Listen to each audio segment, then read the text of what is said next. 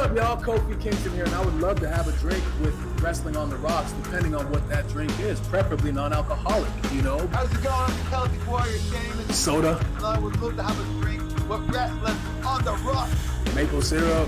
Fella. I would never have a drink with Wrestling on the Rocks.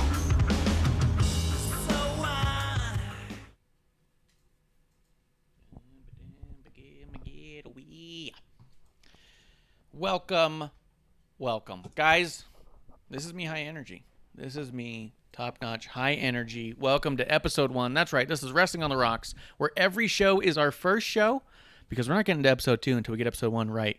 And there's one thing we do right, it's get episode 1 wrong. Guys, I'm at Ref Marsh. This is at WOTR The Show. With me today for Thursday Night Chaser, where we drink away our Wednesday woes of what wrestling has doth upon us. It is me, and let's start with Klump. Klump, say hello. Crybaby Klump. Oh, how's it going, guys? I'm Crybaby Klump. I'm here, hanging out, doing the things, annoying the producer by talking like I normally talk. This is not how you talk at all. I was really hoping he wasn't going to break into some accent that's not his. Literally how he talks 100% of the time. I've never heard him talk. Fine, I'll talk normal how I normally talk and how I handle things. Okay. Next. I guess if I gotta talk normal. Yeah, Amanda, you go. What's going on there, Amanda? Where you're at? Hello. Fresh off the boat, fresh back on the show. We have not seen her in a little while. Amanda Jane, say hello. Hi, everyone. I was hoping that in my absence last week, the guys would have been able to get us up to episode 2, but obviously not. So No, not Bummer. at all. Bummer. Not even close. Bummer. I'm not positive that Klump wore pants last week at all because he knew we were have a tight I'm shot. not wearing pants now. Was that? Do we have a uniform? I don't know. I don't remember that shit in the handbook. Yeah, fuck. There's no dress code in the handbook, God damn it. Producer's off to the side here, so that's this random voice you're hearing. The old producer lady over here. Younger than you. That's a good point. Yeah. But still. Guys, let's start with something simple. Start with a little of what's in your glass. I'm going to start with Miss Amanda Jane being fresh off the boat. We're going to do a little ladies first action. Yeah. Well, you know what? They had given us free alcohol packages, which I know y'all would love. Sounds good to me. And honestly, I think I'm still kind of drunk from the boat because I'm walking a little, Or Wait, you have to explain what boat, where you were, because people. Yeah. So I was on the Jericho Cruise, if you did not know. So a bunch of horrible, smelly wrestling fans, and yes, there were so many smelly people, but we'll get into that later. But because this time they gave us a free alcohol package, some people took advantage of it. Right now, I miss having my mango members, and so I'm just gonna say it was it's like a mango slushy. This made me think of my non-sponsored sponsored, and it was beautiful and glorious, and the bartender put a lot of rum in it. Woohoo! Yeah. So I'm drinking just Coca-Cola today because why? Okay. I still think I'm hungover, feeling it. I have a great when I used to drink story about a bad bartender. Yeah, let's hear it. My dad and I would go to like the local Native American casinos, and there was one that just opened up north of our city. She's like, "Yeah, we'll go get some free money, play." I'm like, "Okay, cool." We get there, it's like 11 a.m. Is that the one that's like just outside of Phoenix? Just outside of Tucson. If you take Oracle up, and it's got this really grand like entrance. Okay. You're like, "Oh, this is gonna be cool," and it's like literally like 15 trailers together. Like, okay, I'm already not liking this. We go inside, and it's got new stuff. He's going playing cards. I always look for the most obscure pop culture reference slot machine, which was the Ellen DeGeneres show slot machine. Yes.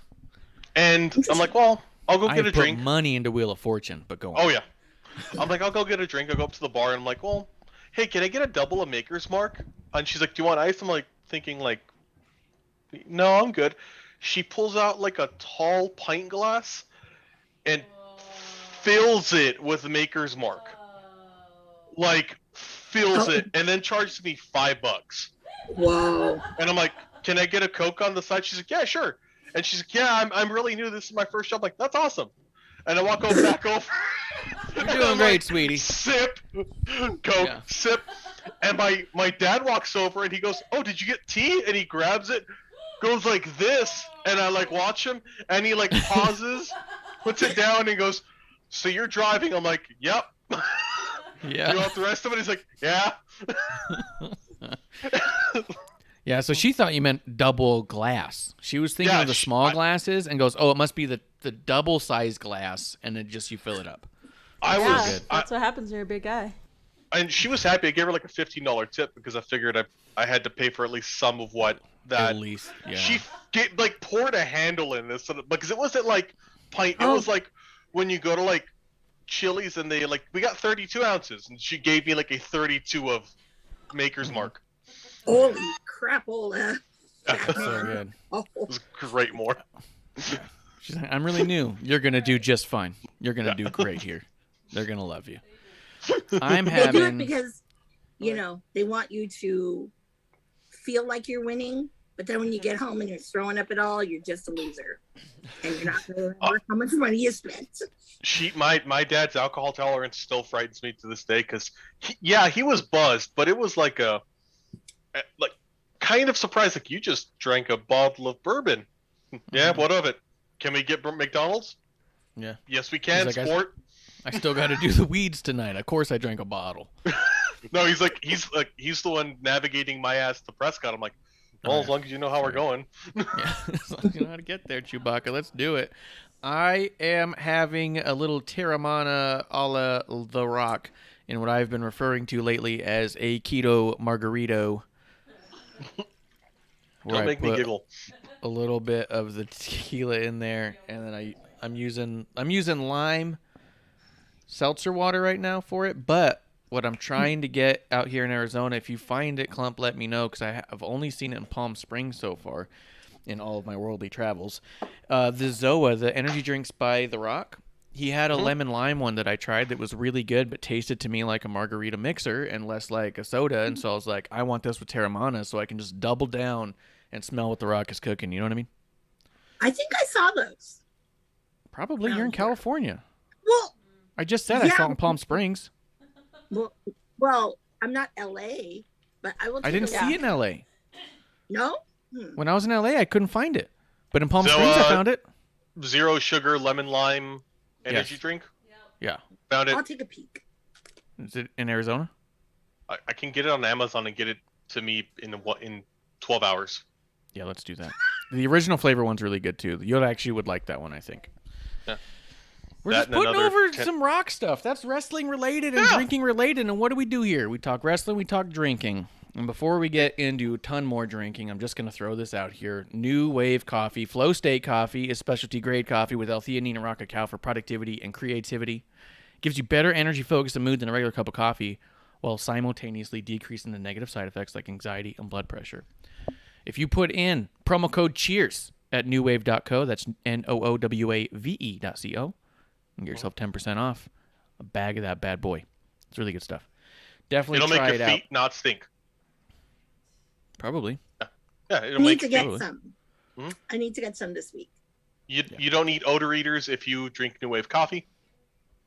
I believe it. Oh. It does so many good things. I don't even smell when I think hard anymore. Yeah. All right. So producers had enough of us.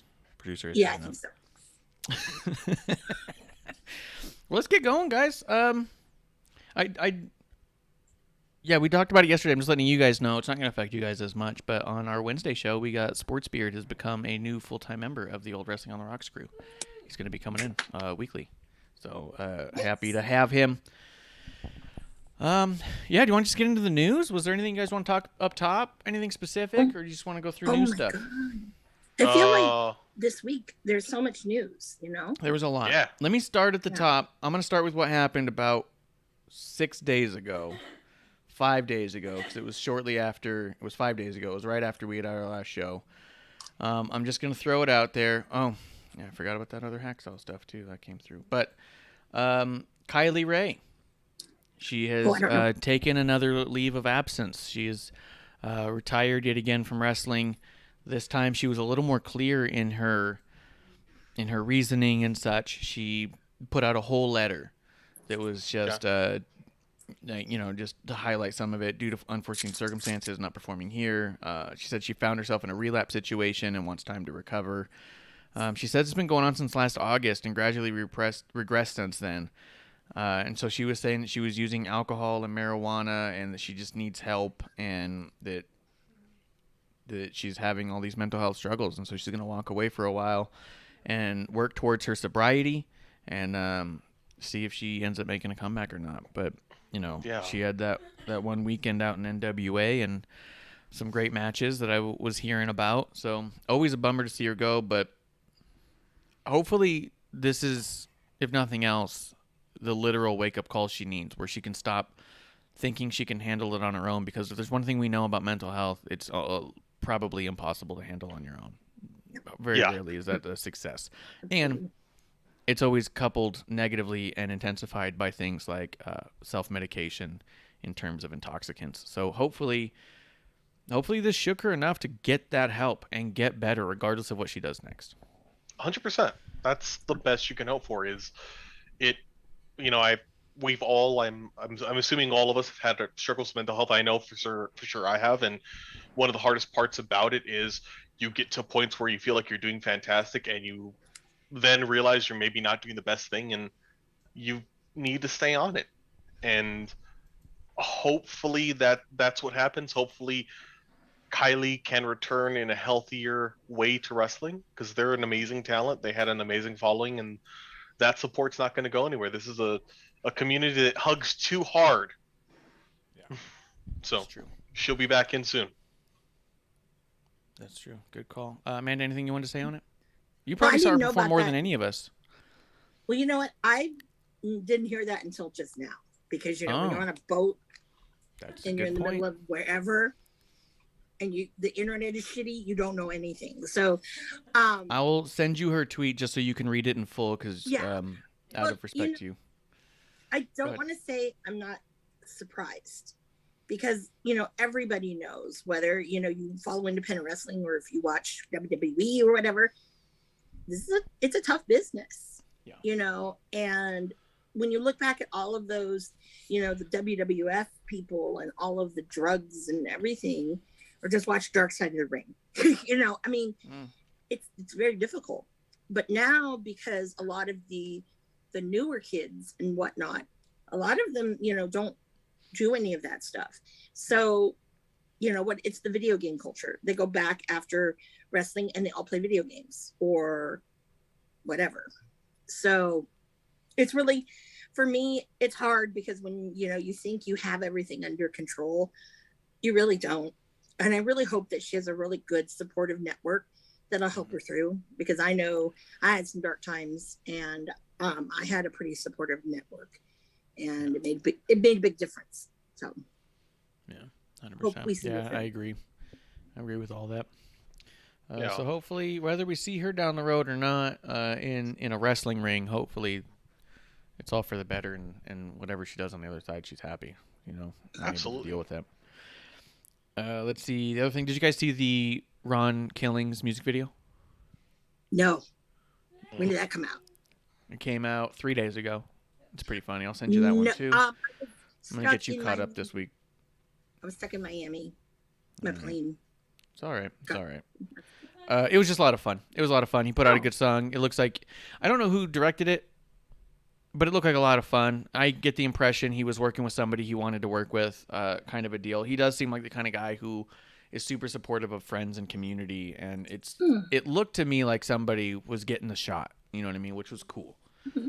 So it didn't look like it was made by Giancarlo, you know what I mean, but it looked like someone's learning and they're doing the best they can, and they're putting out better than average, so it was cool. Mm-hmm. Let's see. Now the Leo Rush video, that 6-minute one that came out. Did not see it. You talk about it. That one looks like a Giancarlo production. Could be. Could be. I don't know about any birthdays. We did birthdays yesterday, unless there was birthdays today. So let's talk real quick. Just because we'll talk about our experiences, but we'll in a bit. But before we get to that, I'm going to throw this out there. The Inspiration made their Impact debut and then won the tag titles in their debut match. Notably, I've heard no one tell me that I should go see that match. I've heard no one talk about the match. I don't even know who they were really facing because they're not talking about that either. All everyone is talking about is that the Inspiration made their debut and they're tag champs and the world is right again in their mind.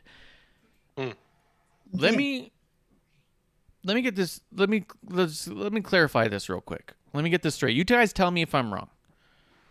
But if I'm not mistaken, Deonna Purrazzo also made her debut, what was it, 1 or 2 years ago, on a pay-per-view and won the title in her debut as well. Is that correct? That's how I remember happening. I think so.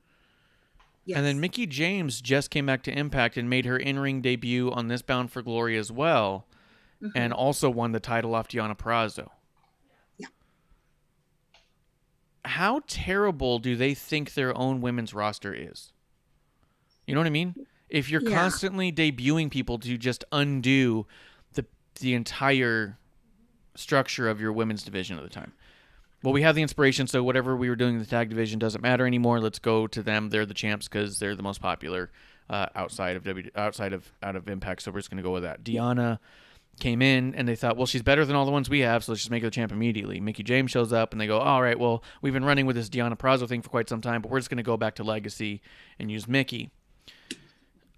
Like, I'm not saying that WWE didn't misuse or underutilize is probably a better term for Mickie James, but I also have a hard time accepting that they definitely did underutilize her. Like, I think she could have been used more, but realistically, when she was there, the champions were Becky Lynch and Bayley and Sasha and Charlotte and Asuka. Like, where does she fit in that category where you go, yep, she's definitely better than all of them? You know what I mean? Yeah. I'm not saying it wouldn't be cool to have her flip the title back and forth when it was the Alexa thing. When Alexa was cheating to win every week, it seemed easy for. I think that was the time to pull the trigger on Mickie and give her another title run, if I'm being honest. But outside of that specific Alexa run where she was cheating and seemed like she wasn't as good as everyone else, that's where you could have got one over on her. But outside of that, you had a bunch of the best in the world doing things at an incredibly high level. You know what I mean? So for me, just seeing that Impact has another pay-per-view where we have a bunch of debuts and they take the titles, it's kind of like, what the fuck do they think that they're like? Fuck cheering homegrown talent, I guess, right? Yeah.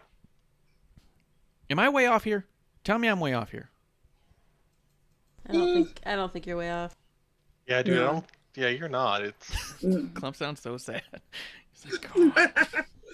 The thing is, I like Mickie James too. And I'll give you this: I think Mickie James is better all around than Deonna Purrazzo. I'll give you that for sure. Yeah. But yeah, I understand, agree with the idea of that decision. But when I look at it in perspective of the entire company and how often they do that, it's debut, new champ. And then that new champ just runs roughshod on their entire division until they can get another debut they think is bigger. Well, you know what I mean? Yeah. It's a weird idea. To me, it is kind of similar to AEW, and in a sense, it makes sense in that you have name value. You have somebody who's got a big following behind them, and you want to get attention to them. And actually, no, I'll take that back. I won't shit on AEW this week. It's Impact, and it's TNA did it a lot. WCW did it. It's really just advertising for your biggest competitor. When shouldn't you try and build people up? I'm not saying don't bring this person in and make them, the bottom of the card and fuck them for everything they did. They have name value, but you can bring them into a different type of feud, and then as they build in time, maybe bring them near a title. But how much more would that mean if they put over a person you built that's homegrown? You know? Yeah. Oh, yeah. It is something I will say NWA I think did very well with Melina. Melina was near titles, but Melina didn't hold the title. Yeah. Yeah, she was in and around that scene for sure. Real quick in the chat, Grim Reaper coming through. Hello! La la la. Cheers to Grim Reaper.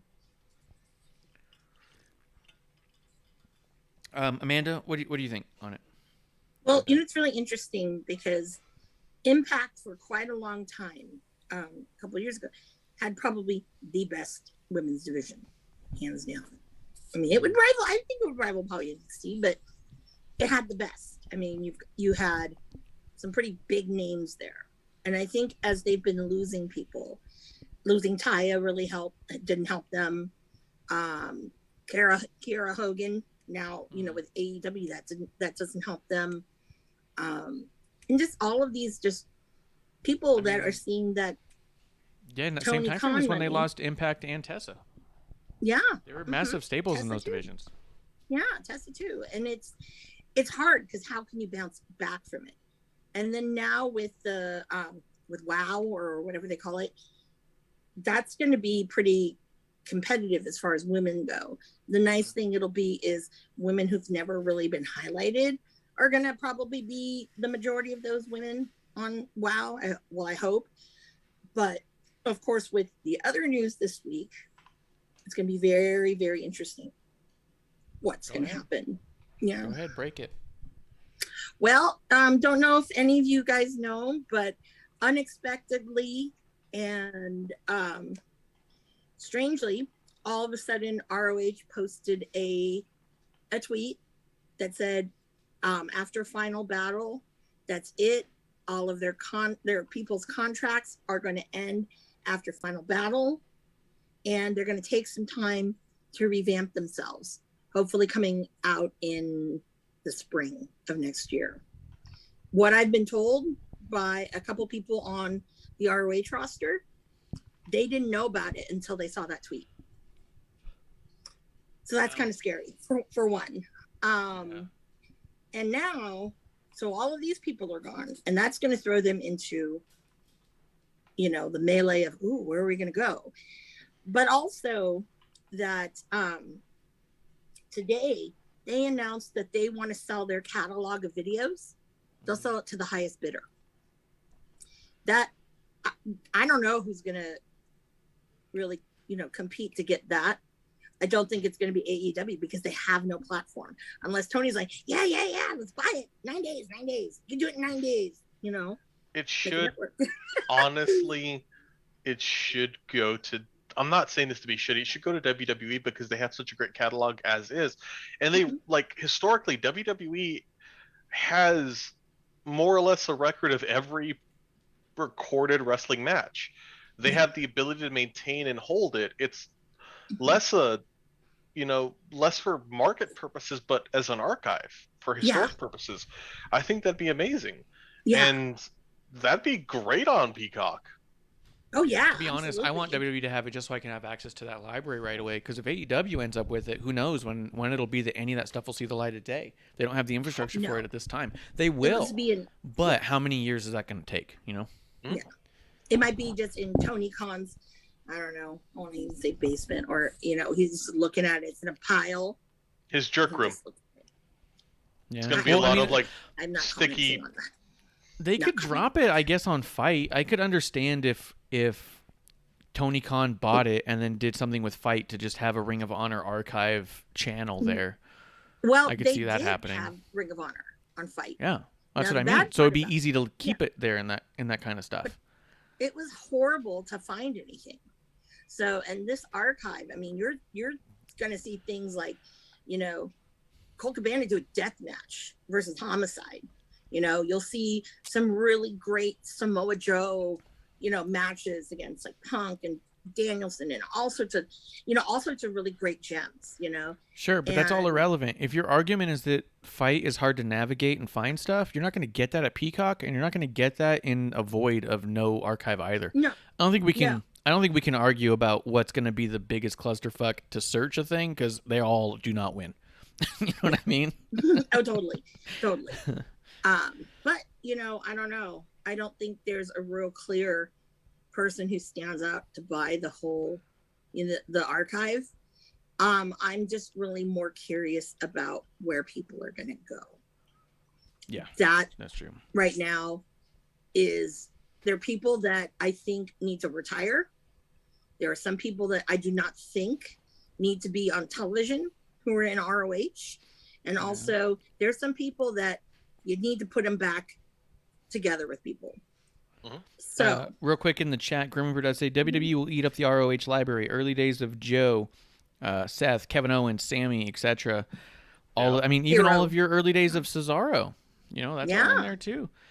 Daniel Bryan stuff. I mean, so much. Yep. Even these guys potentially being in AEW, like even if Kevin and Sammy leave, their legacies are still going to be tied to WWE so tightly. Daniel Bryan is still a WWE icon, regardless of whatever he's doing in AEW. So they're not going to pull down WrestleMania 30 from their archive, but they could definitely put together a special of the career of Daniel Bryan. If they had that ROH library, can you imagine a special that was just like takes him all the way through his career and then shows the Roman beating the shit out of him and they go, and then we never heard from him again.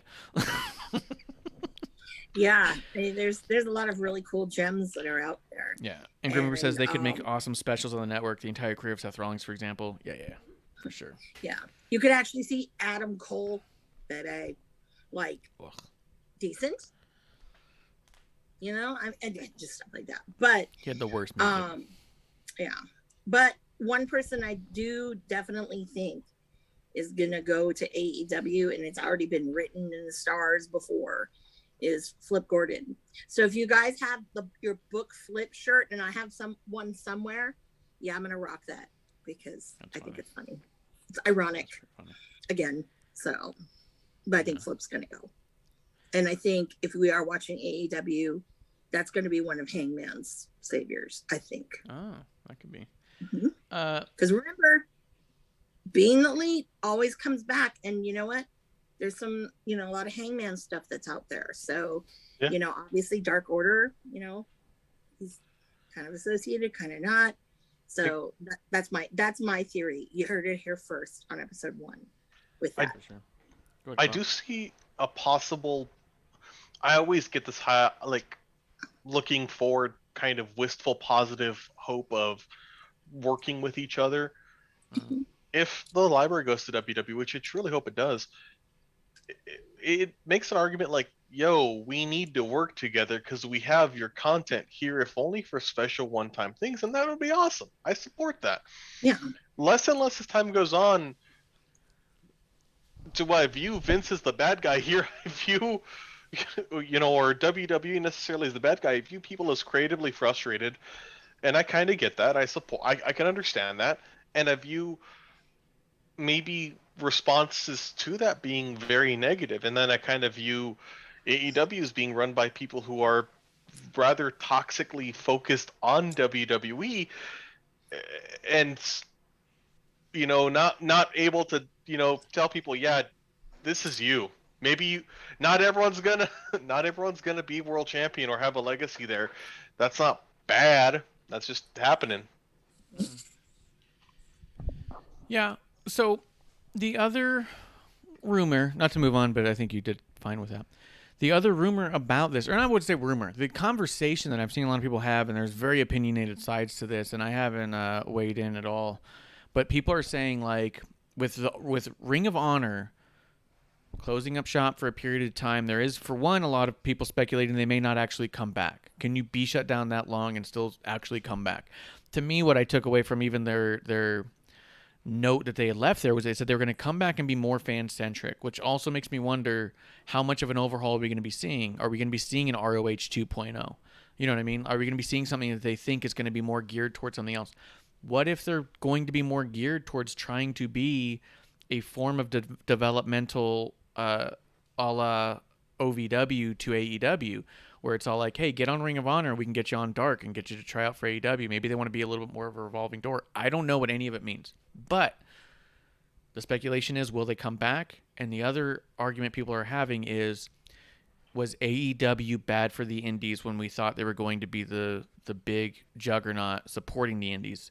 Because since they've come in, the ratings for MLW and Impact have plummeted. Ring of Honor's been unable to sustain. A lot of these smaller companies are not doing as well as they were doing, apart from GCW, which is doing what they do, because GCW's... And we'll talk about GCW, but they're doing what they do. Apart from that, the argument is AEW bad for the indies? Did they destroy it? And then the counter argument people are having is, that was the design of NXT all along. You guys are forgetting that NXT was designed to tear apart the indies. And I'm going to say that that's not the point of it, but I will say if you believe it was the point of it, then you also have to understand that it failed at that. And if it failed at that and it still happened, is there a responsibility on someone else for that happening? That's a whole lot of words there. I'm going to go to Klump first. I do have a point to that. So maybe I get what you're saying there, and I get that argument that AEW might have destroyed the indies. I don't know if I'd go that far. I might say that AEW created an environment and a panic that hurt Ring of Honor a lot. Ring of Honor was the first really rapidly after AEW came out, they started creating non-compete contracts. And we heard about Impact doing that as well, where people started signing to contracts. Yeah. I wouldn't say that AEW destroyed the indies, but I would say that they created a scare in it. I would say this, and I'll throw this out. I don't think the problems with ROH are AEW as much as it's their ownership. Sinclair, and I'll go out of wrestling. Sinclair Broadcasting, which is the owner of Ring of Honor, has a long history in its ownership of local broadcasters of running them on a deliberate shoestring budget. They run them very, very, very lean and create a lot of issues in running things. They also tend to centralize production. Now, I'm not going to go into the partisan aspects, but there is a lot of arguments for they basically throw content out to these local stations that is rather biased toward one political viewpoint. But beyond that, they run their operators very, very, very lean. And that I could see as being a big issue here in Ring of Honor. If you're running it really, really lean and you have a desire to maintain talent that is making a decent amount of money and AEW is coming in with big contract offers, that's not going to work. It wasn't working with WWE when people were really successful in Ring of Honor. Yeah, they could, have some great sales and do a lot through 20 promotions and traveling basically the entire year, working their asses off. Or they could go to WWE and they'd be traveling, but they'd have a consistent paycheck. That's always been an argument there. I don't think as much that AEW destroyed indies. I think that Ring of Honor destroyed itself, and a lot of other promotions did it through looking at locking people down when they couldn't compete and were not able to compete. Is that's my argument. Okay. Amanda? Well, oh boy. First of all, I want to hit on the being fan centric. Okay, they started Honor Club. And Honor Club basically majority of it is these fangirls that all love like Matt Taven and all of this stuff. They don't really, support or, cheer or whatever other wrestlers. It's all about Matt Taven and the Kingdom when they were together. So when Mike Bennett came, oh yeah, this is awesome. We're repeating history. My big thing and that was not successful. It turned me off and I stopped buying Ring of Honor. Not because of who these people were. It's like, I'm not paying what was it? I don't know, $30-40 a month when I'm already paying for like New Japan. I'm paying for, MLW, I'm whatever. Or, the individual GCW shows. Now they're happening more frequently. So it's like, oh God, that's a lot of money to fork out. So for me, I know that Ring of Honor shot themselves in the foot. And most people who talk about Ring of Honor And it goes to the downfall of Ring of Honor was the Madison Square Garden show that they did with New Japan. The stunt that they tried to pull with Enzo and Big Cass that no one knew about, that was all Ring of Honor. And it was very disrespectful to New Japan because originally that was going to be one of Tiger Hattori's, that was going to be his last match as a ref. And that bothers me because, you didn't communicate any of this to people. So there was one thing right there. Okay. And you had pissed off talent. Then that was the night that they crowned their new champion. It was originally supposed to go to Marty Scurll. Now, I'm not saying that because I love Marty. It was. Why they chose Matt Taven, I have no idea. And people are like, this guy kind of sucks. So why are they going to invest their money into someone who's, one, not entertaining, and two, why is this guy a paper champ? And he was a champ for a long time. So again, that whole incident turned people off. Now, did it hurt? I think also too, how it hurt them was the Elite. They didn't want to come back to sign. Why? Because ROH contracts are very, very restrictive. Yeah. And they weren't going to pay them the money or even give them creative control. And that's kind of what killed ROH. And then unfortunately, you fuckers in the Me Too movement, you also hurt ROH because they were actually going to be moving forward with some cool stuff. Because you can't tell me that pure championship, that wasn't Marty Scurll's idea. It was. So pandemic didn't happen and all this bull. And they had the March show. That was Marty all the way. And you know what? That killed too. Now, do I think that AEW and everyone else has killed the Indies? Yes and no. Yes, in the sense that they're taking the good talent, and good talent is a dime a dozen. Right also now, just by being available. Yeah.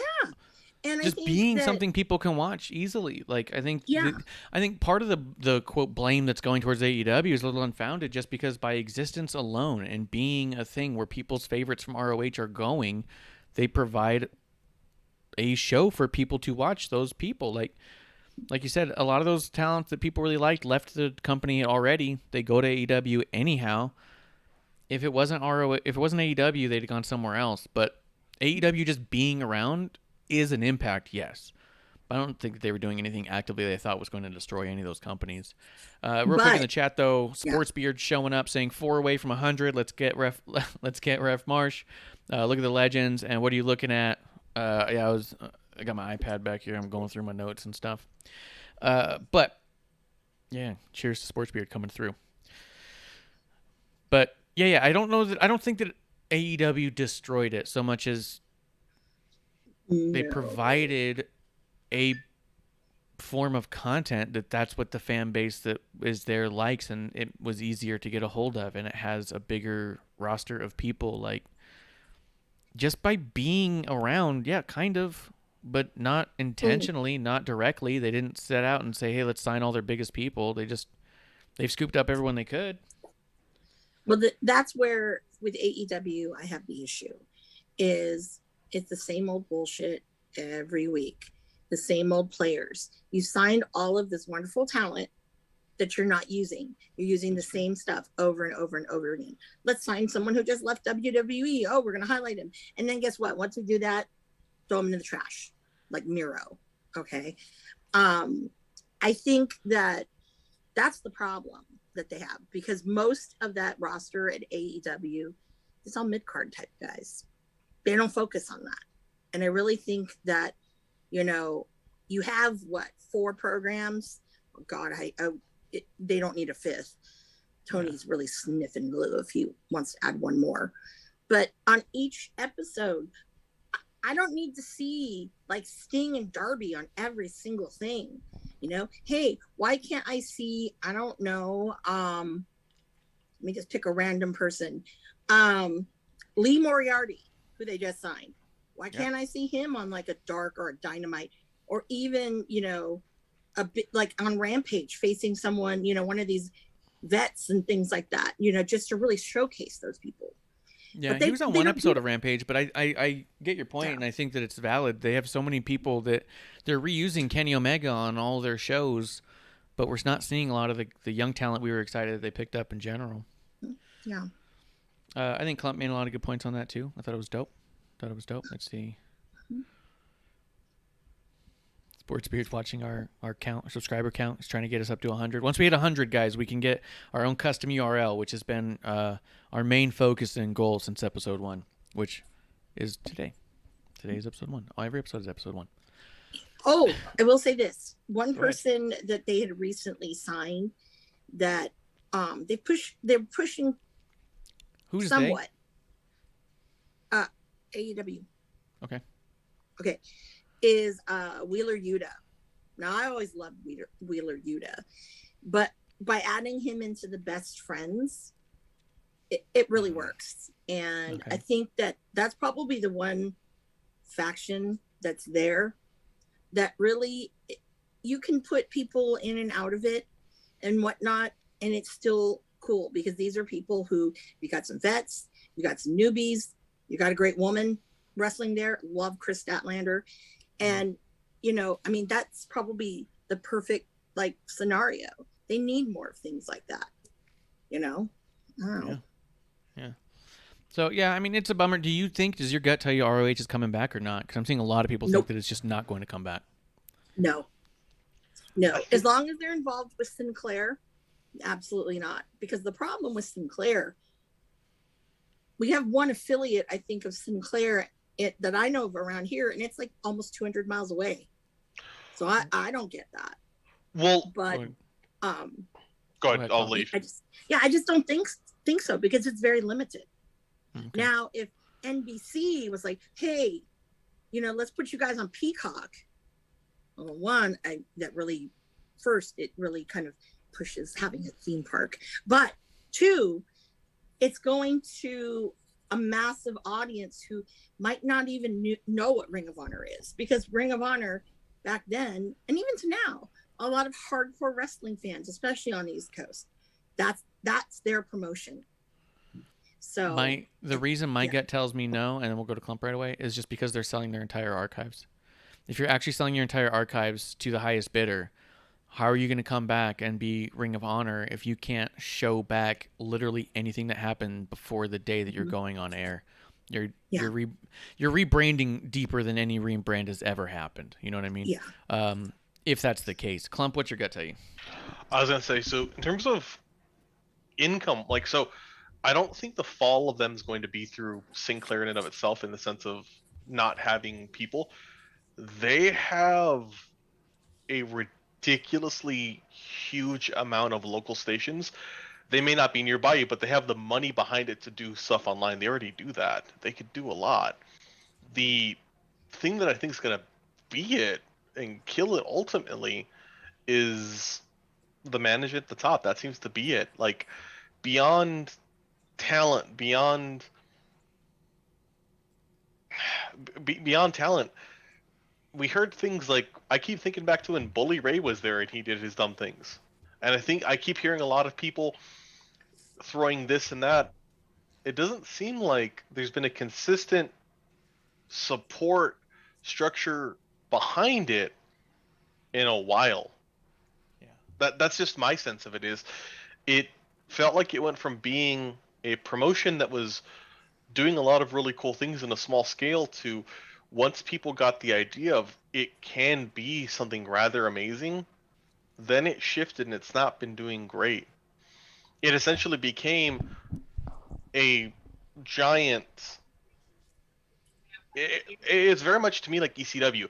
It's a very, very small promotion that became very, very notable in a localized area of the Northeast that built up a lot of things, and then it became too big, and they could have seized upon it, but they didn't. And then in trying to do so, they really kind of fell apart.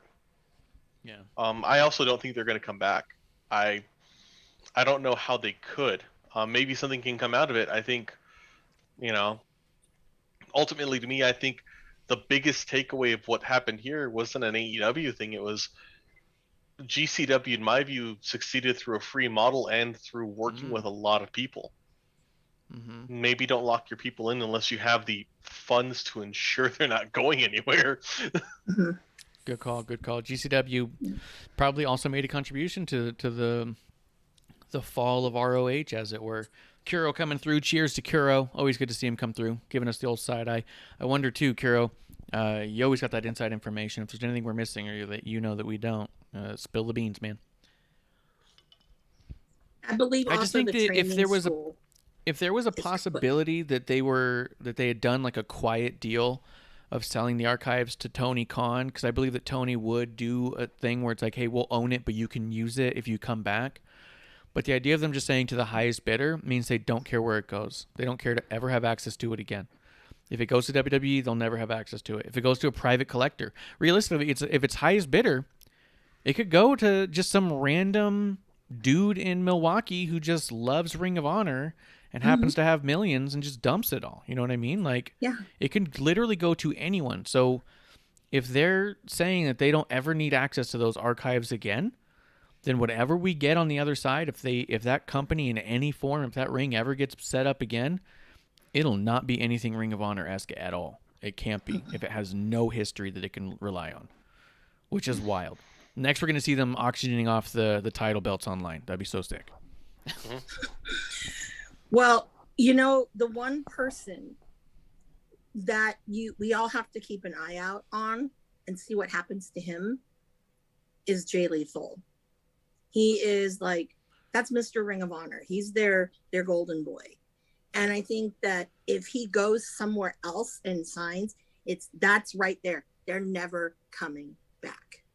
Because if they lose him, they've held on to him so tight after TNA got rid of him.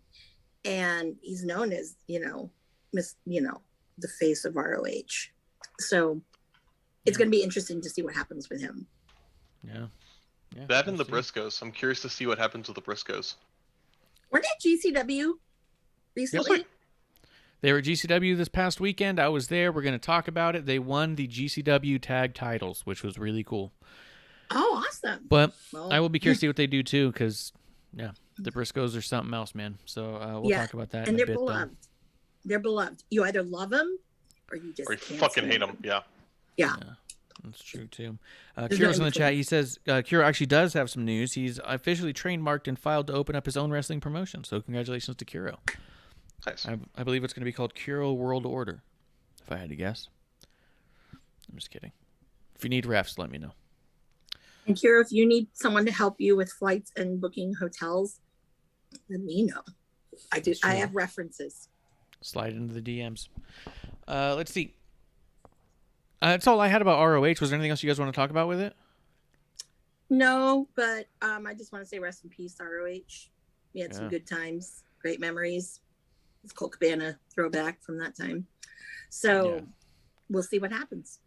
Because honestly, if it comes back in any way. I liked also how you said, Klump, that you wanted WWE to scoop it up and put it on the WWE network. Can you imagine if they scooped up Ring of Honor and just relaunched it like they did ECW? Or like a WWE ROH? It'd be so fucking funny. People would get so mad. Well, a lot of people, I don't think like 2.0. Yeah, so, a lot of people don't. I love it, but people don't, for sure. Well, all right. Well, let's talk about some other stuff. Amanda, do you guys, because we were talking about the Briscoes, you guys want to talk about GCW and then we'll talk about the Cruise? Yeah, let's do that. Let's go for it. Dude, I went to Bloodsport and GCW. It wasn't called Hard to Kill, was it? What was it called? Harder to Kill? Something like that. I went this past weekend in LA, and it was really cool, man. The matches I saw on Bloodsport were fucking incredible. Watching Josh Barnett versus Arturo Ruiz, or he's going by Tiger Ruiz, was fucking insane. Klump, have you seen any Bloodsport at this point? No, I've not. So I took my brother, and he was really nervous to go, and even messaged a friend of his who is a wrestling fan who said that they were nervous to watch it even because they thought the idea that being called Bloodsport, that it was going to be bloodletting for bloodletting's sake, and it was just going to be an absolute mess. No one bled during Bloodsport. at all. Not one match. And the main event was Minoru Suzuki versus Chris Dickinson. Dirty Daddy, as people were saying. I am so jealous. I love Chris Dickinson. I didn't until Bloodsport, and now I do. And his match, even in GCW, is great. Klump, you had me watch Thatcher versus Minoru Suzuki before I went. And I was like, this isn't that long ago. I hope to God this is something along the lines of what we can get. And I'll say it. I saw Minoru Suzuki versus Chris Dickinson, and I saw Suzuki versus Nick Gage, sort of. And I'll go into that. Suzuki versus Chris Dickinson was very close to Suzuki and Thatcher. It was insanely good. Suzuki knows how to work a crowd and run a crowd. It was so incredible. Dude, at one point Dickinson gets him in like a figure 4 lock, and I'm sure you've seen this spot, but I hadn't. At least if I had, I didn't catch it in that Thatcher match. He leans back. Suzuki leans back, and when he's on the ground, you can just hear him go, "Ah!" And it turns into like a laugh. He's like, "Ah!" And then he sits up like the Undertaker and just stares at the guy and slaps him. And I was like, holy shit, he's a psychopath. I love it. That's why we call him Murder Grandpa. Come on now. Yep. Sports Beard in the chat. Josh Barnett, the MMA fighter and collegiate wrestler. That's the same guy. Watching Josh Barnett wrestle was something else. Him and Tiger Ruiz was such a good match. But, Klump, I think you would like Bloodsport. I think you would like this Bloodsport specifically. If you were to check out Bloodsport 7, I think you'd enjoy it. Because Dickinson and Suzuki was insane. Barnett and Tiger was awesome. And they do a really good job of blurring the lines. Zeta Zhang. Who did she go up against? I think it was a Russian girl I didn't know the name of, but she was insanely good. And I hadn't seen her since NXT. Nice. And Marina Shafir came out against someone from Russia specifically. I remember being from Russia because she had Russia on her shirt. But how did Marina that match was brutal. She was so good. And I don't think that Marina or Tiger Ruiz had done anything outside of WWE until this event. Yeah, this was their first event back. Yeah. And I felt like Marina was out there to prove a point and prove that she belongs in a high-level spot. She did really good. And then at the end of the match, which, by the way, she won and she looked awesome. She just looked absolutely brutal and scared the shit out of me. Her back, you know, Raquel Gonzalez does that back flex thing? At one point, Marina gets her opponent. I cannot remember the name. I want to say it's like Masa or something. It was like, but she did amazing too. Her opponent was also fucking brutal. But she gets her in like this kind of headlock type thing where she's hunched over and Marina's kind of up. And she yanks back. And you see her whole back flex. And it was like frightening, the amount of muscles that were flexing on her back. It just, like, to steal a line from Arrested Development, it was like a bag of snakes. It was just all kinds of lumps. And I was like, holy shit, she is jacked and can rip you apart. It was insane. But, dude, I don't know how much it is on Fight Klump, but I'd be willing to go halves on it with you just so I can watch it again and we could check it out. I'd love to see that match. Oh, let's do it. Yeah. Let's get it. We'll go 3 in on it and we'll do a little. Yeah. Maybe we'll do a watch along, not live. We'll just do a little watch along and maybe put together a little clip video. But that way we'll do that way you guys can see the Suzuki match there because that one was just fucking killer. And that Bloodsport was so good that it ran an hour longer than scheduled. And I honest to God, I thought the show ran short. When the main event happened, I was like, holy shit, the main event's happening? Like, we just got started. And I looked at the clock and I was like, no, the main event's happening a half an hour later than the time the doors are supposed to close, according to the ticket. And I was like, oh shit. Like, they ran an hour long and I didn't notice. Yeah. So, you guys are going to have to see that one. I'll tell you, the life of Bloodsport, because Riddle was the one that first was doing it. And obviously got signed, and then it got Josh Barnett to do it. I think maybe that was the third, maybe? I don't remember. But they've always had some really great matches. They've had a lot of great women's matches that you would be, holy shit, I didn't expect this, you know? So definitely, you know, Bloodsport's probably, I think, that gem of the JCW shows. And when they do a collective, for me, that's like one of the ones that if you really want something with no comedy, you really love, hard hitting style, Japanese strong style, this is what you want to watch. Yes. Manly, meaty men and not meaty Yes. men and whatever. And it was Up and absolutely a lot of meat. Hearing Josh Barnett talk about it on Pro Wrestling for Life, he talked about the idea of Bloodsport is that he wants people walking away and gets people all the time asking him, like, okay, but yeah, this part was real and this wasn't, right? Like the idea that people can't figure it out, what was legitimate and what wasn't, and to continue to keep that line blurred, dude. And I also just feel so lucky to be able to have seen Josh Barnett perform and Tiger, and then to have them have that match together was just so dope. It really legitimized both those guys in a lot of ways.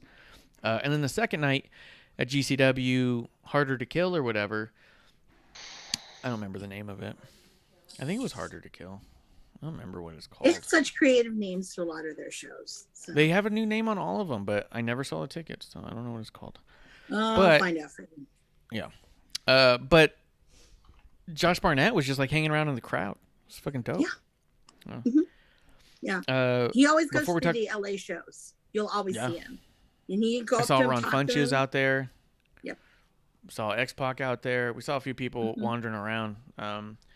Kuro's in the chat, though. He does say the same people who own the city's football team where I live are investors already. They want more sports taking advantage of our football stadium and its athletic center that's right next to it. I literally filed for branding 2 weeks ago, pitched the idea to the people who own where I was going to run it out of, and already have investors. Yeah, dude, Kuro's making it happen. Kuro World Order. I have a question for Amanda. Go ahead. Yes. So, Amanda, this was my first GCW show. First off, I don't know if it's just LA or all the GCW shows. This is producer lady, by the way. I was excited to see a bunch of women. Yes. Number one, I was like, oh, thank God, because I'm sorry. Oh, yeah. Sometimes I look at the AEW crowd and I'm like, there are not many women, and I don't think I'd want to be around just a bunch of dudes. Sorry. It's not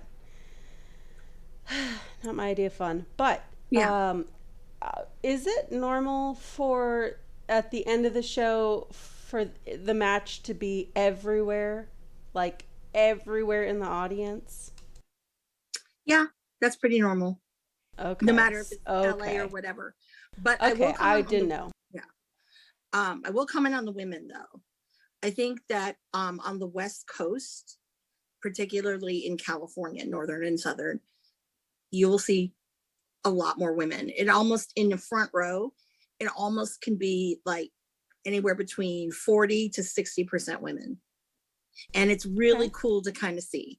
And and I'll tell you, these women get into it. I mean, I know. Probably know a lot of the women that you saw, pretty much. I know. Shout out to my friends who are part of the PWG crew. And you know what? I'm not buying a ticket right now. I should, because I really want to see fucking Tommy N. Okay, never mind. Because they went on now. I wasn't aware that the main event was going to be like everywhere in the crowd. It's Gage, right? That was the main event. Yeah, I just didn't know as a newcomer. I didn't know what to expect. And yeah, you're right. I'm glad we didn't have seats. Yeah, I told you. Your first one. Yeah. And I'll tell you, I'll post this picture again on my my Twitter, but I do not like light tubes. Okay. I can do panes of glass, I can do barbed wire, I can do skewers, I can do, whatever. If they bring out like a chainsaw, that's fine, the pizza cutter, whatever. But light tubes scare the shit out of me. And also it's not very healthy for you too. But I did think, and I don't know if this is just the LA crowd or not, but I did think the vibe in general was pretty dope in that I wasn't afraid of people who are wearing WWE shirts. Like I didn't see many. I think I saw like a couple retro shirts, but like it didn't seem like people were there to just go off on whatever brand that they loved. It looked like everyone was super in the moment of what they were watching, and everyone was just there to have a good time. I didn't see like fights breaking out amongst fans. I didn't see fans being shitty to each other. I saw just like a lot of like, hey man, we're all here to just have some drinks and have a good time. And I thought that was really cool. Yeah, I think, you know, and I've seen independent wrestling all over the United States. And no matter where I've gone, I think that Northern California and Southern California have the absolute best crowds. And if you want to fight me on it, we could have a long dissertation and I would totally show you why. But I think because we out here, we don't get, we're not getting AEW. We don't get a lot of things out here, like big things, you know, WWE, but you know, who cares? I don't go to that stuff. It's too expensive. But everyone is excited about wrestling. There's a lot of really knowledgeable people that all they watch is indies, and this is what you'll see. PWG, same thing. When people say, oh, the PWG crowd is snotty, I'm like, well, that's almost the same crowd that was at JCW. It's just that, you know, it's more of, we get in depth with it for some reason. And even the women are very knowledgeable. Like it shocks me. Like we all know, you know, different things, and it's wonderful. And that's how they have it at New Japan.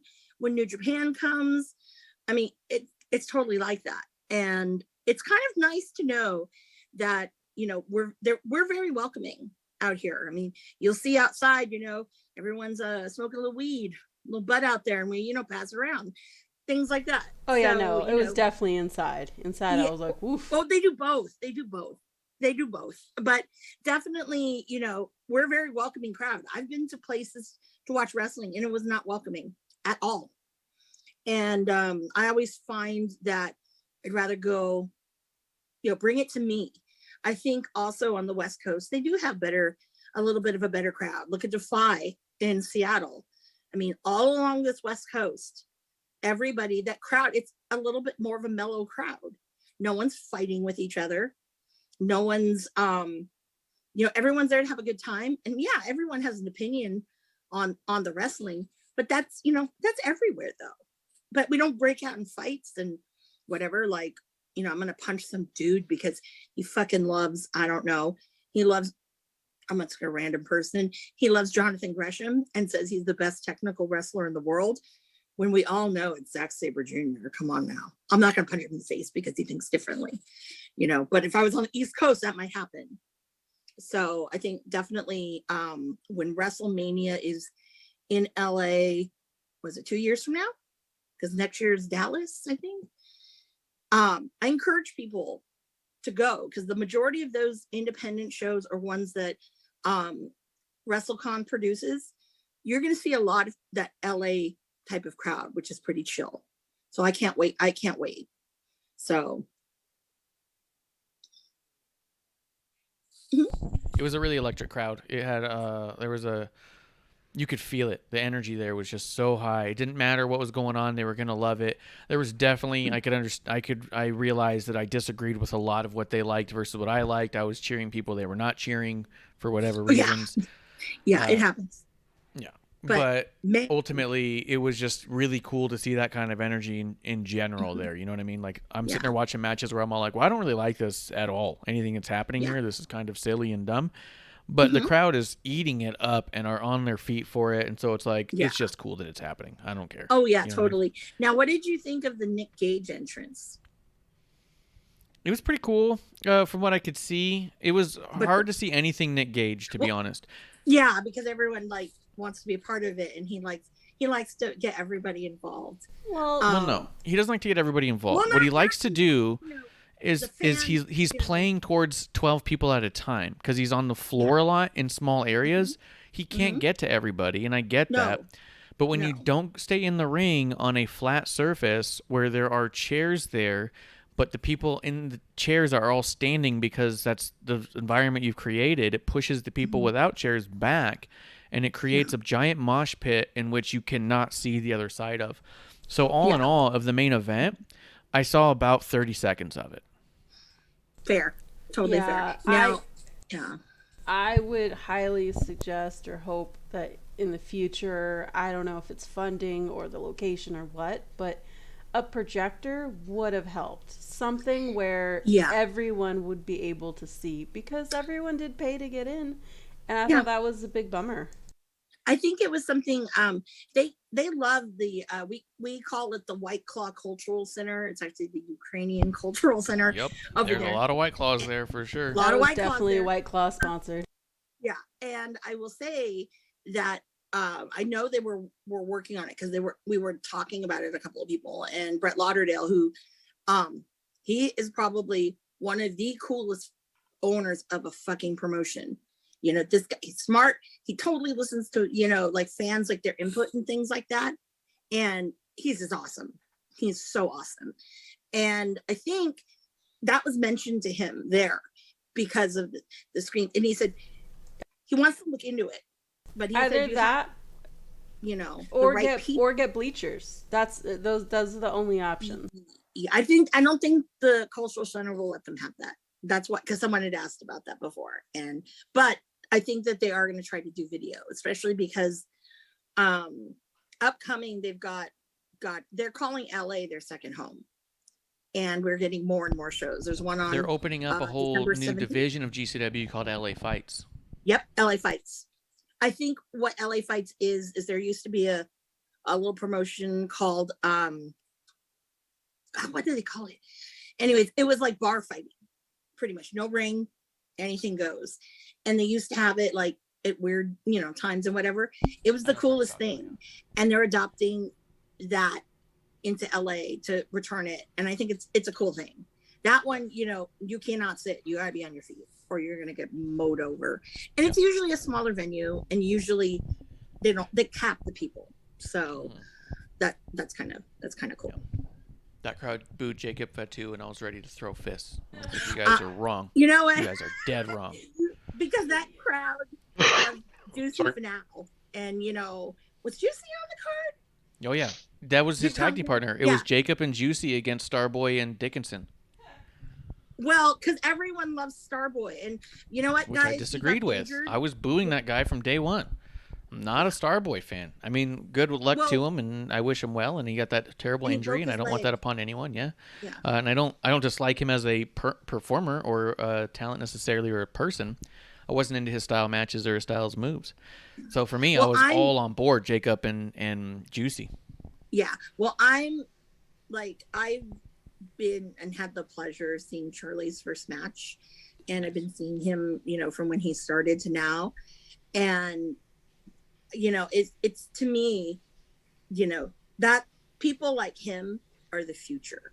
And I think that, you know, as time, and his parents go to every show too. It's cool. Really, really cool. His mom is really, really cool. I love his mom. It feels like the crowd is his parents. Yeah. Yeah. And, you know, I think that with him, they're making sure that he gets on the right path. Whereas like Iggy's or Izzy's people, her family, it's just like, no, we're horning you out. So definitely, you know, there's a lot of talent that, you know, made some people stars. I mean, if it wasn't for GCW, Alex Zane wouldn't have gone to NXT, you know, 205 Live. Blake Christian, I don't remember his name. Oh my God. But he was Blake Christian. Matter. But it doesn't matter. The one who dates Cora Jade. Yeah. Anyways, all of those guys were plucked from GCW. So a lot of times, like Regal has been going to GCW and kind of observing and things like that. So I don't know if he's doing that now or who's going out and doing it, but definitely, you know, that's where they're plucking a lot from. Yeah. So in the chat real quick, Sportsbeard says, producer lady doesn't want to be in a Vienna sausage factory. That's true. She gets upset about stuff like that. Crow says he's going to have old retired CFL players going to be his refs. Can you imagine a bunch of like linebacker dudes refereeing wrestling matches, just completely overshadowing the wrestlers he's got? Like, you're going to have to get some big fucking wrestlers if you're going to have ex-NFL players, CFL players. The Rock was in the CFL, for crying out loud. Come on, be careful. And then he also says, hell yeah, sounds like a good time to me. This is Sports Beer talking. Smoke that chronic wrestling fans. Yeah. They loved it, getting stoned and watching wrestling. So a couple other things about it all, though. Well, for one, I got to meet Minoru Suzuki. I was going to show this. I did a drawing of him. I wasn't sure what I wanted to get signed, so I was like, I'll just draw a picture of him and have him sign it. Let's see if I can get it at an angle where you can see the signature. It's hard to see. But he really appreciated the fact that I drew for him. He was saying thank you and stuff. I had him sign a manga for Klump. Yep, I got it right here. So, Minoru Suzuki is known as a fan of the manga One Piece. He has appeared in the actual anime in an episode, and so Marsh asked, "Hey, what would you recommend for me to get something signed?" And I said, "Get a One Piece manga," because he's known as a fan of that, and I thought that'd be kind of cool. And yeah, I have a issue 74, and then on the inside. Yeah, my brother's a big fan of that same series, so I asked him what issue would be a good one to get signed, and he said, well, 74 has an actual wrestling match where a guy dresses up like a baby and suplexes people. And I said, brilliant, that's the one. That is perfect. Because Klump also dresses like a baby and suplexes people. It's kind of cool. That's my gig. That's kind of his other job. When he's not here. But it was awesome to meet him, and he was super nice and cool. It was funny because it said for an autograph, it was like 30. For a photo, it was 30. And for autograph and photo combo, it was like $50. And I was like, well, I want to get him to sign a couple of things. I want him to sign my drawing and a comic. And they said, look, he's been real cool about stuff. Just get the combo, and they'll take care of you. And I was like, okay. So I got the combo. I walk over there, and I told him, hey, I just want to get this signed and this signed. And he just grabbed the manga and the drawing, and I told him, I was like, oh, I did that drawing. And so his translator was telling him I drew it for him, and he was like, oh, thank you, and like nodding, and he looked at it real closely. And kind of. It wasn't like someone who actually spoke Japanese. It was just someone who was like, he was used to talking to, I think. Because the guy said it in English, but he said it like in a particular cadence. You know what I mean? Yeah. But it wasn't like a translator, no. But yeah. That's kind of his caretaker, if nothing. So, so he signs the drawing. He looks at the comic book, and he opens it up and starts flipping through it a couple of pages.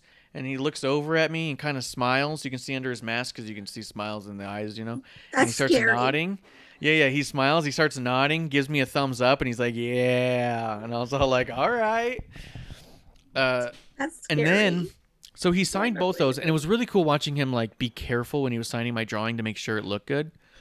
But also, after he signed those two things, I was like, sick, I got like a free signature out of this, They said, well, you still get one of these three things signed, and they had like a different drawing that someone had done. They had like an 8x10 of him in general, and then they had this little kind of like flyer type thing that was a Minoru Suzuki GCW US Tour thing. And so I was all like, well, yeah, it was the 2021. It said, oh, yeah, Los Angeles, New York, Atlantic City. On the back, it tells you where all the places are because it's called the Menorah San Suzuki. Francisco? Nope. It says Los Angeles the 17th, New York 24th, Atlantic City the 10th, and Los Angeles 22nd and 23rd. But, yeah, Lonely Warrior GCW US Tour. And I was like, that would be cool to have signed by him, too, because that's where I saw him, the US Tour. And I'm kind of a... Yeah, I'm the kind of nerd that like gets a tour shirt when I go to that concert, or if they have a poster of that tour and shows my city on it, I'm the guy who's going to get that poster. Yeah. It's actually the only thing I have signed. Well, I guess I have a trading card signed by Jericho, but I do have a Fozzy tour poster signed by the whole band, including him, and it was the first time that they went on tour, and they came through Tucson, and I went, and I got the poster for like $20, and I was like, fuck yeah, I was there. So it's my only real Jericho merch, really. But it was really cool, and he was really nice. The only other person doing any meet and greets, that's what I was really surprised by, was Psycho Clown. Which I thought was insane, because he was from out of town. Obviously, he's from Mexico, AAA. He's Super Porky's son. He had a match against Effie, and he was the only other person doing meet and greets. Now, in between things and afterwards, like Alley Catch would sit on the ring and throw some shirts up over the ropes and let people come over to her. But the only actual like meet and greets were those. Nick Gage made no appearance towards the fans at all. He came out, did his thing, and walked away, which I was surprised by because even listening to his Not Sam interview, he talked about how he doesn't charge the fans for photographs and autographs, that he's just giving that out to everyone. He said, if you go to one of my shows, you're going to meet me, and you're not paying for any of that stuff. Like, I'm giving back to the fans because they've given me so much. And I was like, that's really cool. So I did a drawing of Nick Gage, printed it off, and brought it in, and I could not, for the life of me, get that thing signed, and I was kind of bummed He out. always walks around. He did not. Dickinson. He did not. Oh, Not at all. wow. That's interesting. Specifically did not. I went towards the back and found him sitting behind the building, but on the other side of a fence, and he was like actively talking to people. When I tried to get his attention, he kind of did that, like, I'm pretending I don't hear you, was the kind of the thing it was. And I was like, no, that's a bummer. You know what I mean? Because you could tell, you could hear. Yeah, I was like, that's a bummer. But he seemed really nice, and he was cool. And at one point when I walked by, I gave him the old MDK fingers. And when I did that, because I caught his eye, and I did that while he was back there, and he was like, he's like, thanks so much, man. You guys mean the world to me. I love my fucking fans. And so I was all like, oh, sweet. So then I went back to the car to get the drawing and came back. I came back after having that interaction, and then it was kind of like, no, you had your moment. And I was like, fuck. You know what I mean? Aw. Yeah. But if you get to see him again, he's fucking amazing. I mean, he seems cool as hell. The guy, real nice, and you would think cool as hell, and just really cool. He loves his fans. Even if you don't like him and you're at the show, he totally respects you, Yeah. I mean, it's kind of cool because it's rare when you see wrestlers that are like that. Yeah. And also, I have a really great Nick Gage story because he is kind of scary too. So, I'll say that for another day. Yeah. Yes. It was really cool, though. It was a really good time. Amanda, you've been to a ton of GCW shows. Can you tell me, because I noticed this was really consistent. This was every single match. Every single match in GCW. The winner would win the match, would put up their hand like they won, and walk out. The loser would stay in the ring, and then the crowd would chant and cheer for the loser. They would get up. They would get this long moment with the crowd, and they would even like play their music again, kind of shit. Like, it was this whole thing where it's like they celebrated the loser more than the winner in every single match. Yeah. What the fuck is up with that? Happened. Bunch of fucking snowflakes. Well, I don't know if there's any. I don't Can't handle the loss. We got to boost them back up again. I don't think there's any significance of it. I think because the fans just really appreciate what they're seeing, and people win, but when you're losing, and you lose some of these matches, man, and you're out there and it's brutal, I think a lot of them, there's a lot of mad respect that they have out there. So GCW, that happens every time. Like, first time I saw that, I thought it was weird. It was really weird, and I was like, because like part of me was like, some of the guys who won were the guys I wanted to win. So I kind of wanted that moment with them. I wanted to celebrate with them their big win. But it felt like everyone who won got rushed out. And I was like, no, I didn't get my moment with the winners. But now I have to share this long, drawn-out thing with the losers who I was literally rooting against most of the time. I was like, I don't want this. I mean, at the same time, it was kind of like, you guys did a great job. I wouldn't have been so invested if you didn't do your job well. So it was also like, I'm not negating that. But for me, like, the Briscoes win the tag titles, and I'm like, fuck yeah! And next thing I know, they're gone. And I'm all like, what the fuck? And then I'm cheering for these other dudes, like, Jacob Fatu and Juicy. They win. And I'm like, these are my fucking dudes! They cut, like, a couple seconds. Yeah. And they're like, see you guys later. They did say something like, we're going to run this shit. And I just I was just screaming, run this shit! Like, trying to get it chanting. Wouldn't happen. But everyone wanted to, like, cheer for Charlie Boy, and I was all like, but Juicy's my new dude. Yeah, not this Juicy. Surprised that Juicy. I have a great shirt I bought from Juicy. I was like, yeah. And it's not black. That's so good. Yeah. That's so good. She has a Juicy shirt. Yeah. I'll show you it. I'll wear it next week. I do want to say this. We're going to hit up Splinter Fox in the chat real quick. He says, second gear, baby. He goes, He goes, yes, this is why GCW is amazing. They love pro wrestling for the love of the sport. Yeah. Dude, and fucking, you missed it. We were talking about Bloodsport earlier. I fucking loved it. I was there. And then he does have a question that we're going to circle back to because it was one of those good Splinter Fox questions where he wants us to fantasy book some stuff. And we'll do that. We will. But not like the one time where we didn't go back to it. We're definitely going back to it this time. Okay, but this is a reference on the whole, we celebrate the losers. The only time that I know that, and I was there, that they did not celebrate the loser was when David Arquette wrestled Gage. He lickety split was out of there. Well, obviously because he had to live. Artery and bit of trivia. Luke Perry, you drove him to the hospital. Yeah, very good stuff. Good man. Took him straight to the Peach Pit. Now, yeah, I'm jealous of that. Klump, you were talking a little bit before. Wait, what did he just say? He goes, oh shit, Bloodsport was fire. Yeah, dude, Bloodsport 7, I was there. It was insanely good. I don't know if you missed it, Splinter Fox. I'll show this just for you. If you guys are listening on podcast, if you go to twitch.tv/WrestlingRocks, you can derail the show just like Splinter Fox is doing now. Check it out, dude. I got a Menorah Suzuki signature on a drawing I did of him. It was really fucking cool. Got to meet that. That's beautiful. So, I met that too. but we're about to get to that. But before we get to that part, Klump, you were talking about the Briscoe brothers earlier. There was a literal feeling of just straight up badassery that the Briscoes just drip when they walk into a room. They are two dudes who look like they would have the time of their lives in a bar, and you'd think they're really funny, and then something would happen, and you go, oh, fuck. It's going to be a thing now. Yeah. Fuck. And then the whole match between them, who was they up against, SCG or something like that? It felt like a bar fight that's gotten out of hand. I don't think it was AJ Gray. I thought it was SCG. No, he's part of FCG. Oh, I thought Mance Warner. Yeah, it was Mance Warner, and isn't there a third guy? Well, the third is AJ Gray. Well, who's the second guy? I don't know, a white person. That's what I mean. It was the white guy. It wasn't AJ. Oh. I don't remember his name.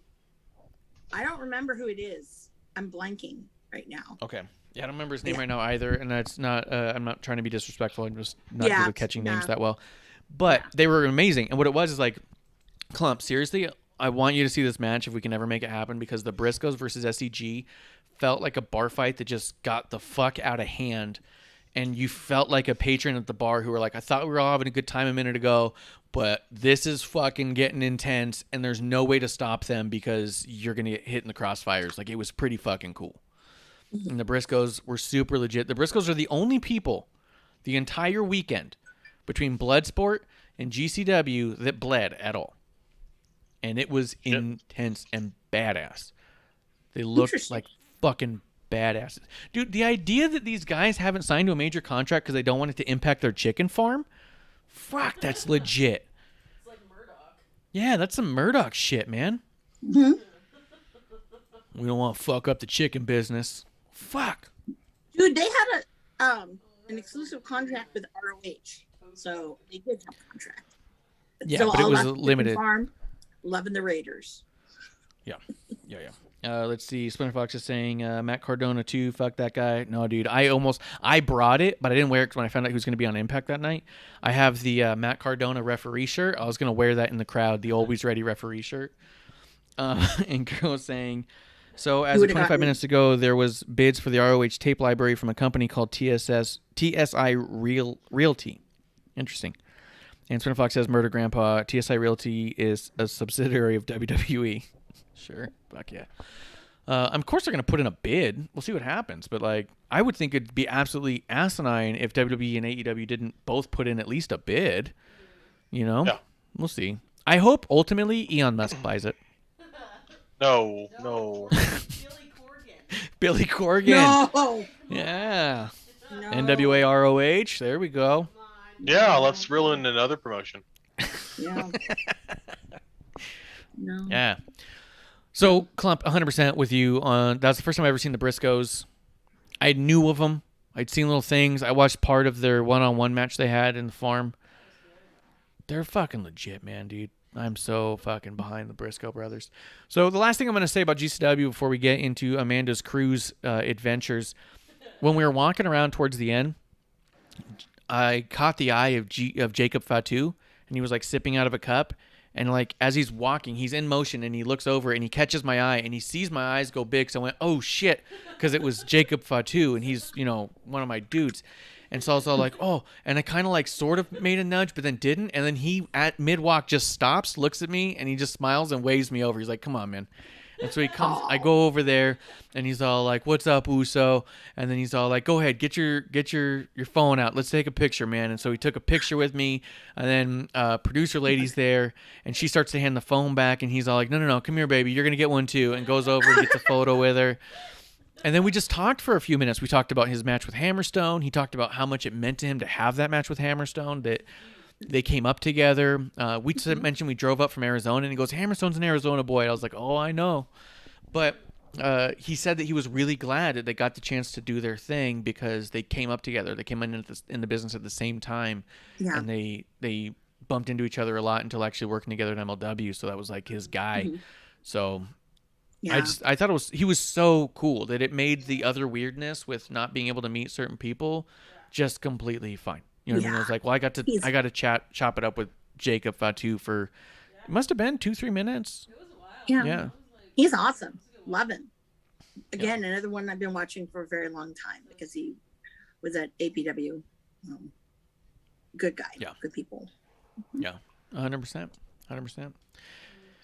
That old WWE shirt inside out. Oh yeah, he had a WWE Legend shirt that was flipped inside out. I think it was the homage shirt that is the Wild Samoans. Is what I think it was because I've seen a lot of wrestling T-shirts. So, Spinner Fox says Samoan Werewolf. Yeah, dude. So, and him and Juicy together, fucking dope. And he was so nice. They were awesome. Yeah. So cool.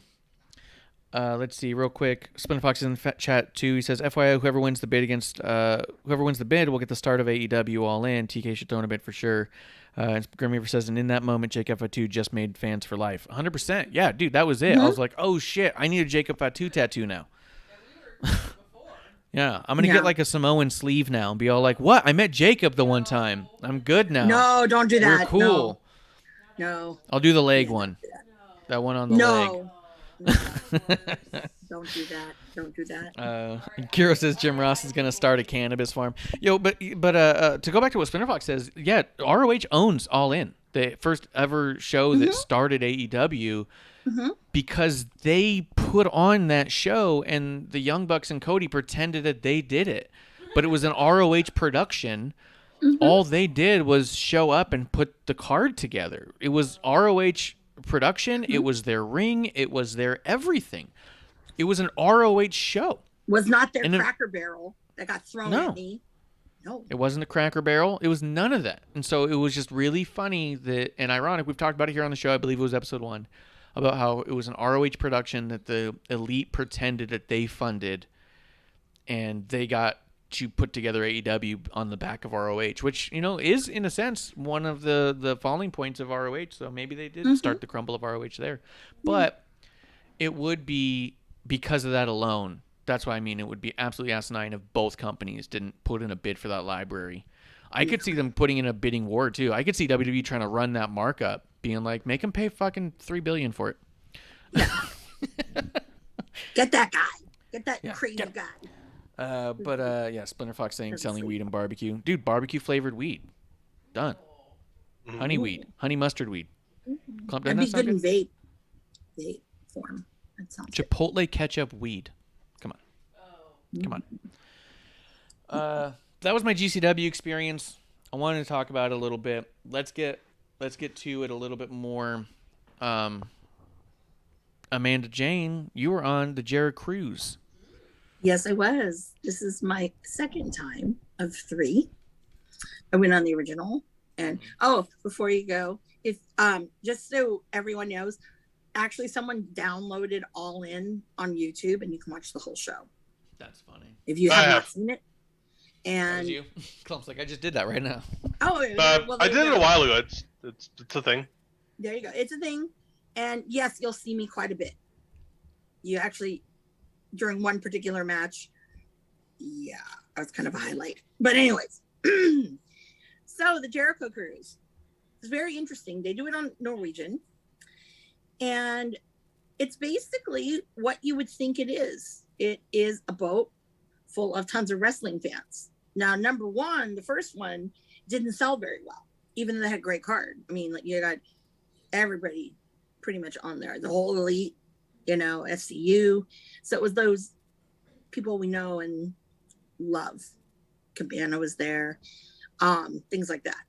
But they had weird people who were fans because they do these 6-man cruises and they got it dirt cheap. So, second one, I heard, I didn't go to it. Second one, it was all pretty much all fans. The third one, a lot of cancellations because people did not like the card. There were so many complaints about the card. And not only just that too, but, you know, some people were worried about, you know, cruising in a pandemic. I personally wasn't. I was just more worried about people who had like fake vaccination cards and shit like that. That worried me more. But they did have a lot of really strict things. You had to get a COVID test 72 hours before 8 a.m. when the cruise was departing. And then I don't know if you all heard this, but they were also going to do the rapid test for everybody when they boarded. So they had times you were supposed to go. Do you think anyone read that? Absolutely not. No. I get there. Not a chance. The time you're supposed to get there at, there was already a huge line.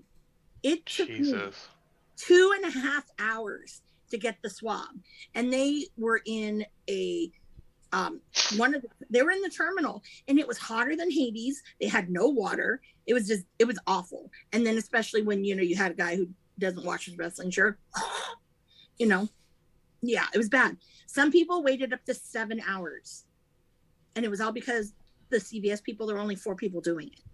They were very short staffed.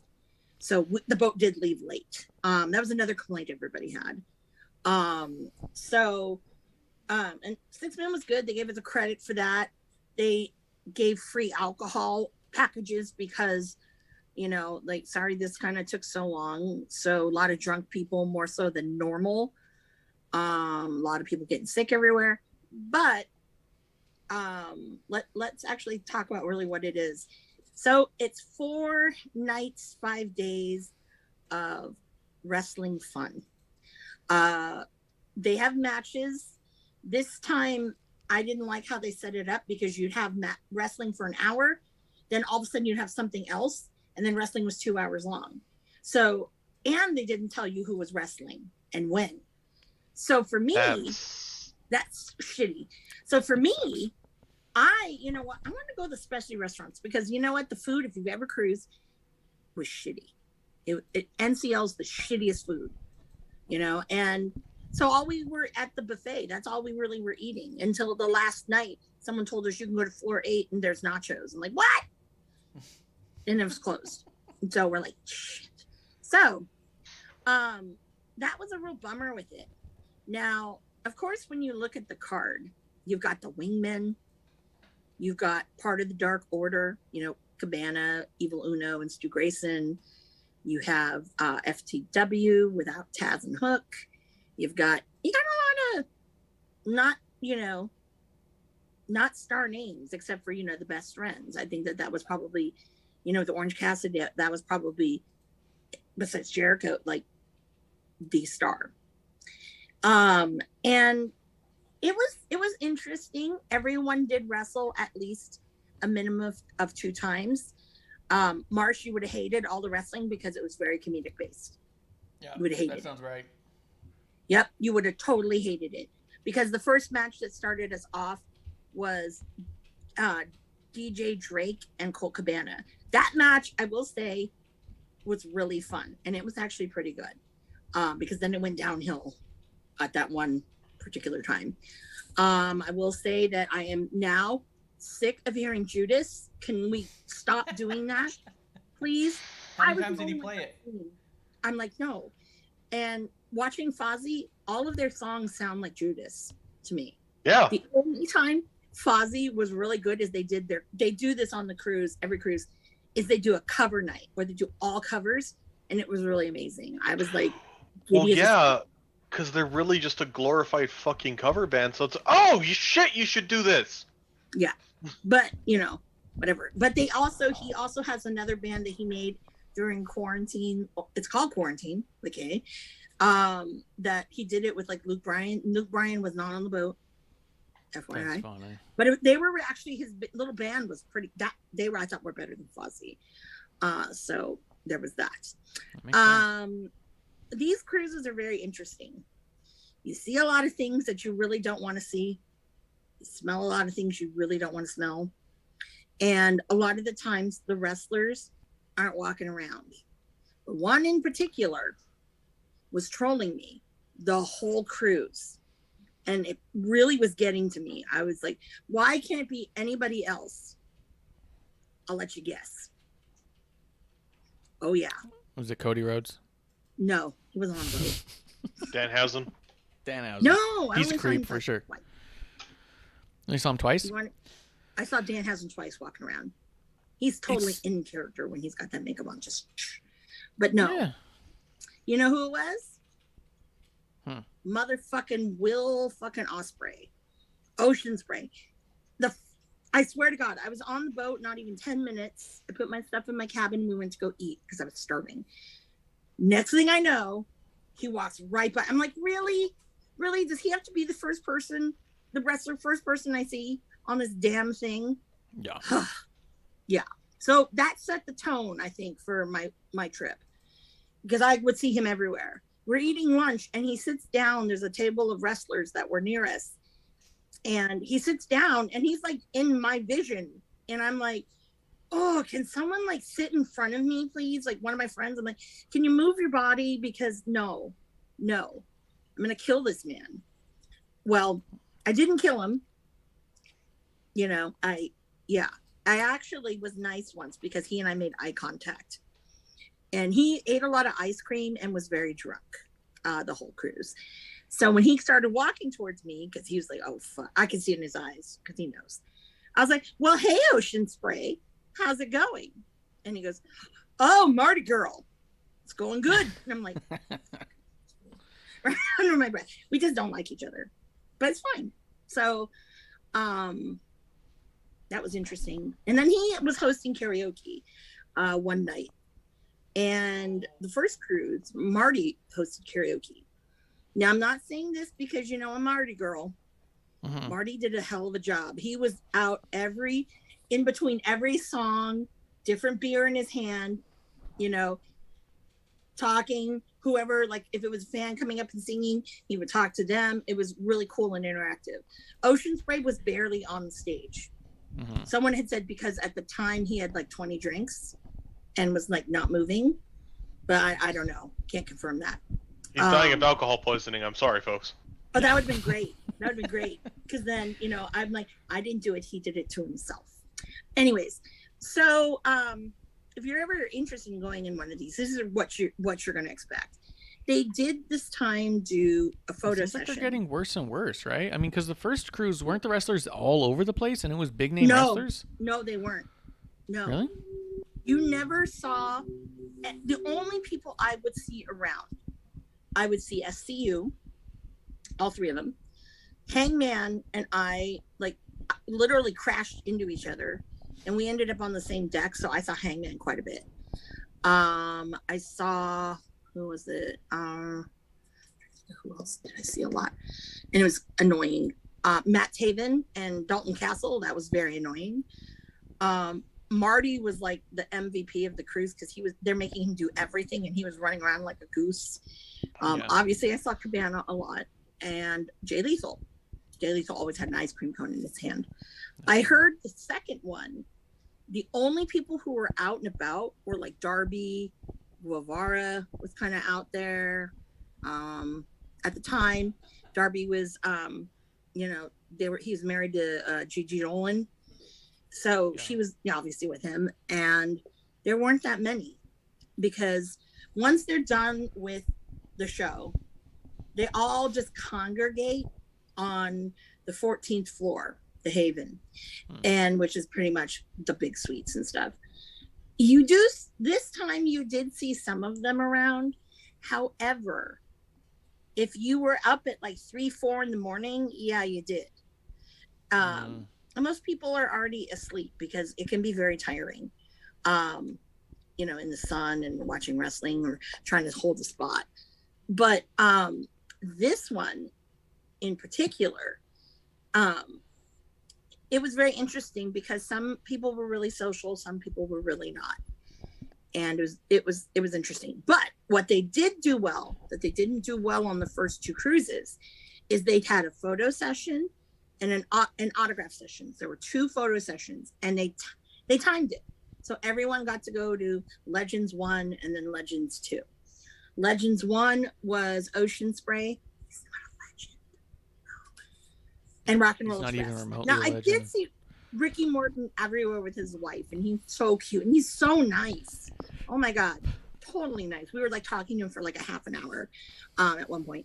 And then the second one of the Legends was Jazz and Danhausen.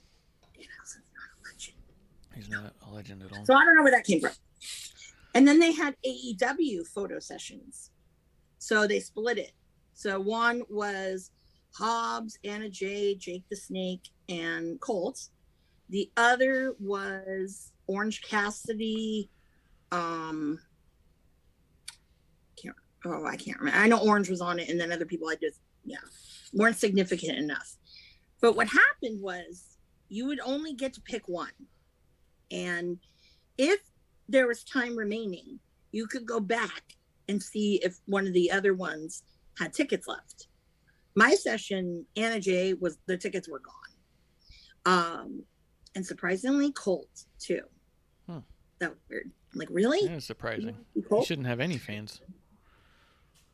Yeah, I well, agree. you know. And so I was able to go That and, I saw asshole. Colt, and Will Hobbs. So those are the 2 that I ended up going to, because Jake the Snake, I didn't make it in time to get a ticket. So I could have, but I had to run, and I don't run. So, and then the autograph signings. The autograph signings are free for all. Yeah. I did not go to any of the autograph signings, but they were also taking pictures with everybody. Oh, that's cool. And apparently the biggest line out of all of them was Ricky Starks. Not surprised. Not surprised. Yeah, that's not a surprise at all. Ricky Stark should have a bigger line than Ospreay. He's better at everything than he is. I'm not going to comment on that. That's true. That's beyond true. Shit. Starboy Charlie does everything better than Will Ospreay. Let's go there. Okay. Oh, and I'm not that saying makes because I sense, don't like Will Ospreay. I'm just saying. So it was very cool that they did that. And it was very organized, because everything else was a shit show. Did you get the chance to show Powerhouse Hobbs my drawing? I did. Did he dig it? He's going to do it on a shirt. He wants to do it? That's pretty cool. I told I said, let me and Marsh, there's a couple of things, like, because he was like, what if we do this? But you and I will talk about that. Yeah. So, but yes. We'll sort that out. But if you dug it, I was just wondering if you dug it or not. Yeah, he loved it. He was like, man, I said, because I told him, I said, you know what? You need a shirt that represents the fucking Bay. Because he's, the person who's doing his overalls is one of the referees from Hood Slam. Shout out to Nut Duck. And they're just awesome. And he always incorporates, the 510, not really 408 and 707, but it's always 510 and 650. Those are the 2 he always shouts out to. And I said, you need a shirt. So this was my idea. My friend Marsh did it and showed him. And I said, you need to do a rip-off shirt of the Warriors, the city shirt. And he goes, this looks fucking dope. He was excited about it. And I said, you can put an FTW logo kind of in there. You can embed that stupid AEW one. Yeah, lots of things to do. So definitely whatever he wants done. We're going to be on the lookout. And so we'll have conversations about that. Cool. But yes, so woohoo! You heard it here first on episode 1. Yeah, hopefully I'll have another That's shirt exciting. on a Pro Wrestling Tees site. That's my whole Yes. goal right now. See how many different apps Pro Wrestling T-shirts designs I'm gonna have out there. I have all. If you guys I got the Dave Wills one. We still got one on Stackhouse. Was it Ref Marsh need to tell Crybaby Klump to stop dominating the conversation? Yeah, Klump. Let someone else get in a word. Yeah. I love Klump. Shit, I thought I was muted for a bit. Hi. Yeah. Well, this one will be your first AEW shirt in the AEW shop. It's true. It would be. So, it would be. Thumbs up for that, or Orange Cassidy. Enthusiastic thumbs up. Gross. Disgusting. I will say this. If you do go on the next cruise, I actually have a discount code for you. Gives you a discount, gives me a discount. But the problem is it's in March. A lot of people are like, I'm not going until we see a card. Yeah. I'm on the fence, but I'm leaning toward wanting to go. But yeah. I'll give you guys the discount coupon, the code. I'll put it on Twitter. You have to let me know what day it is. I just bought a ticket to a show in March that I'm really excited about. I'm not going to 14th through the 18th. He's doing it over St. Patrick's Day because it's going to be like the weird. 4-leaf clover since it's the 4th cruise. Oh, interesting. Yeah. All right. Marsh is gonna straight die of alcohol poisoning. Yeah, I'll die. Oh, but I don't think you're giving away free booze again. Well, I wish. then that's Marsh is gonna straight die of alcohol poisoning. yeah. But they don't have to give it to me. I'm getting it. time, you know what? Time will tell. Time will tell. One thing that I did, I know. speaking of Spinner when you're Fox going drinking, nuts in there. We're gonna catch up to Spinner Fox. Don't worry. yeah, best money I spent was at the spa. Producer lady would have loved this. They had like one of the therapy pools that had its own hot tub, but my favorite was the stone chairs. Let me tell you, when you have a night of drinking and you relax on one of those, all your cares go away. And I was like rubber.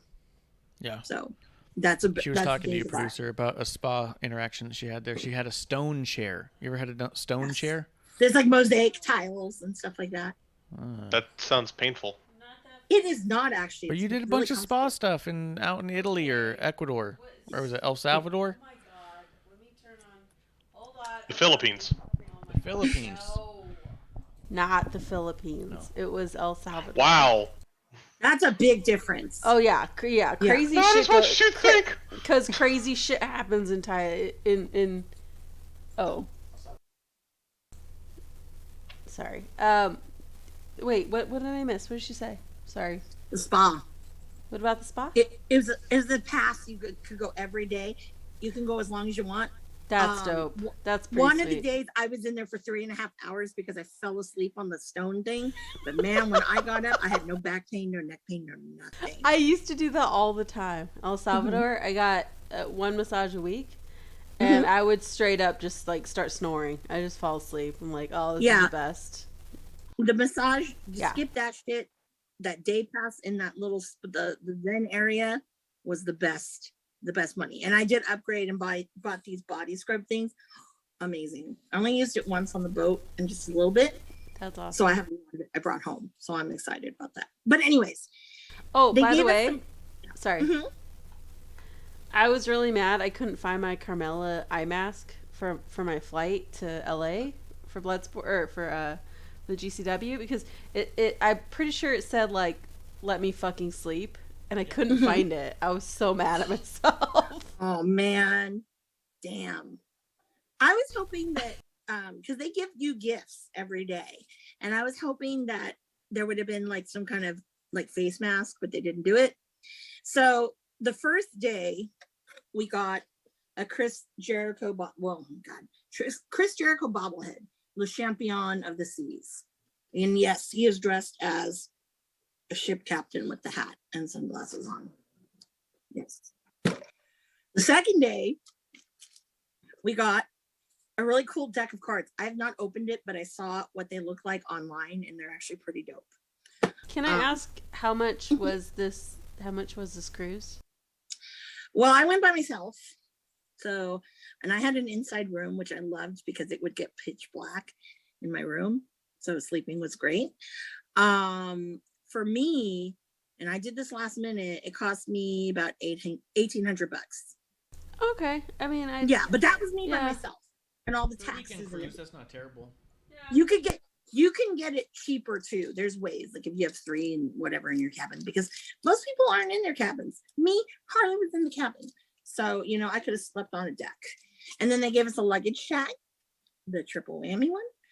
And those are all that they gave us as gifts. And merch, Wow. they had, I was disappointed in the merch. Because you And got the, your and the standard. gifts. Yeah, the gifts are cool. Like they didn't do that on the first one. At the end of the first one, we got a clipboard, which was cheaply made. So when I got home, it was already busted in 4 pieces.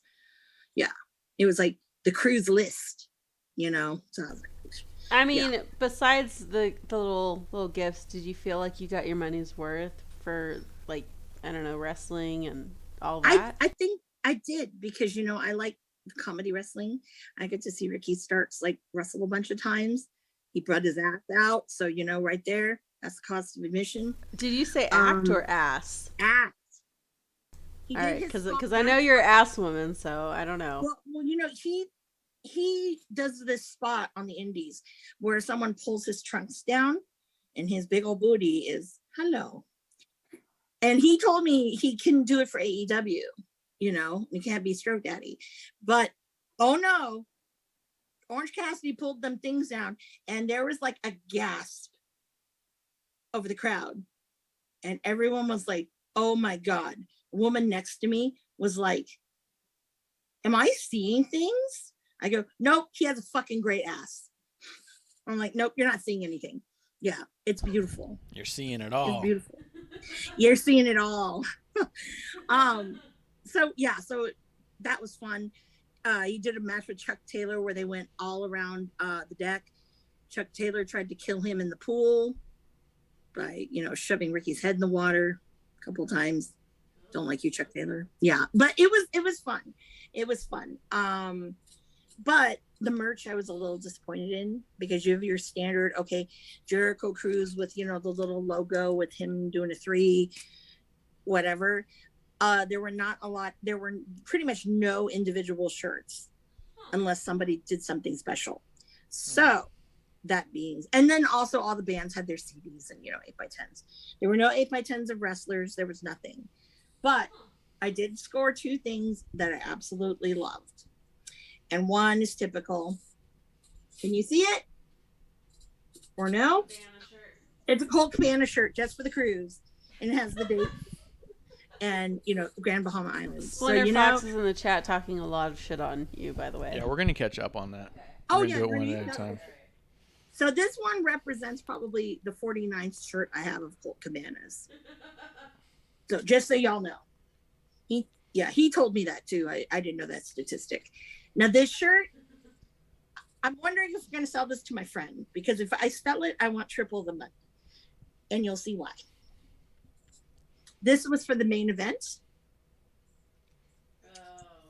Presenting Orton to Jericho. Look at that shit, Klump. And I swear, they came out. For the God, I hate that podcast, so much. For the podcast, she's holding up a Orange Cassidy shirt. It's Orange Cassidy and Jericho dressed as Orange Cassidy, and it says Orange and Jericho. That was their tag name, Orange Jericho.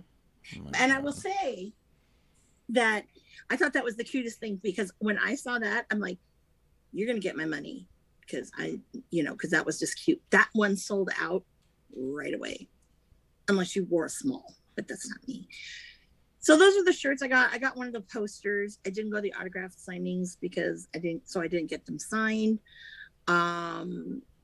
Yeah, all in all, it was a great trip. Most people know, if you know, I was mad at Colt Cabana, and I'm like, I'm mad at you.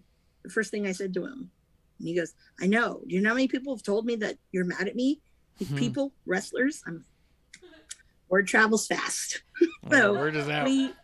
We had a great conversation and stuff, and I think at the end of the day, as you see, okay, falling off the chair. You know, Colt She's always, still drunk. I think so. Colt is always going to be my number one. You know, he's the one who got me into all this indie shit. And at the end of the day, you know, he had some really great comedy shows too. Those were really great. So, yeah. So that was it. And, you know, I would love it if buddies came that I knew on the boat, because we would take it over and just be really, I won't say obnoxious, but it'd be really fun. Well, Good that's times. true. Although Splinter Fox has a theory that if I got drunk on there, his theory, let me pull it up here. He goes, Marsh and Osprey would be drunk all the time together. We'd be drinking buddies. Oh no, I would pull Marsh away from Osprey. How dare you imagine? you? How dare you? I'm all like drinking and got my arm around him. I was like, dude, you're not so bad as I thought. I don't know what's going on. And the next thing I know, like by the collar, Amanda's like, get the fuck. Yeah, Splinter Fox. If you look on YouTube, people have posted some of the things. There was one where he was dancing with all of these people. I'm like, oh my God, what the fuck is going on here? And there was one, yeah, he had some, yeah. I could see that with Marsh. No, I'd have to break that up. Sorry. Yeah. Let's see. Let's go through. Marty Girl's your new name now, he says. Yeah. Oh, and then he was talking about why don't wrestling fans and video gamers know about deodorant? And then producer said if Malachi Black made deodorant and sold them at shows, maybe fans would buy him because it'd be Malachi Black branded. Spinner Fox says wrestling podcasts need to have a deodorant sponsor. Okay, someone out there could make a deodorant and it would sell. I just don't know who that is in AEW terms. Yeah. Well, we can figure out, producer lady, how to make a deodorant because they do that shit on Etsy. No, not we. I mean, we talking can to do the it. wrestlers. It has to be No, something from the wrestler. It can be us. We do it, and we find a wrestler that would like brand it and sponsor. You know what I'm saying? Well, I postulated that we could have a wrestling on the pits deodorant or a wrestling on the rocks last call smell stick. We could do. Names horrible names. What do you think, Klump? Do you think we make those ones work? I support that. I think we could do, like, we just got to get, I mean, we're trying to go for the men. So, Big E, New Day, done some great We cereal. can't do WWE. They'll steal my ideas and Big meaty man stick. Well, right now we're focused on focused on the AEW folks. That's so fair. I don't know. Yeah, but if we called it a big meaty man stick and made it deodorant, that could sell. John Moxley, unscripted fragrance. Ooh. Oh, that's Ooh, good. that's a good Come time on, spray. Moxley. Come I on, like it. Renee. Spray. Come on, get on Yep. it. Yeah. Yep. Get on that. Eddie Kingston just it smells like the streets of New York. So like Tim's and probably piss. Mm-hmm. Yeah. We want You say people to that. smell You say good, that as okay? someone who Tim's and hasn't. tobacco. Tim's say and that- tobacco. You say that as someone who's never been to New York, huh? But I've been to Newark. That does not Ooh, count. That that's does very not. close. No, that does Very not close. count. I've been to Jersey Albany. doesn't count. Yep. Oh. Been to Albany. That's pretty close too. Yeah. Actually, well, Newark is closer to New York City than Albany by a lot. Who Uh, would you think would be the smelliest AEW wrestler?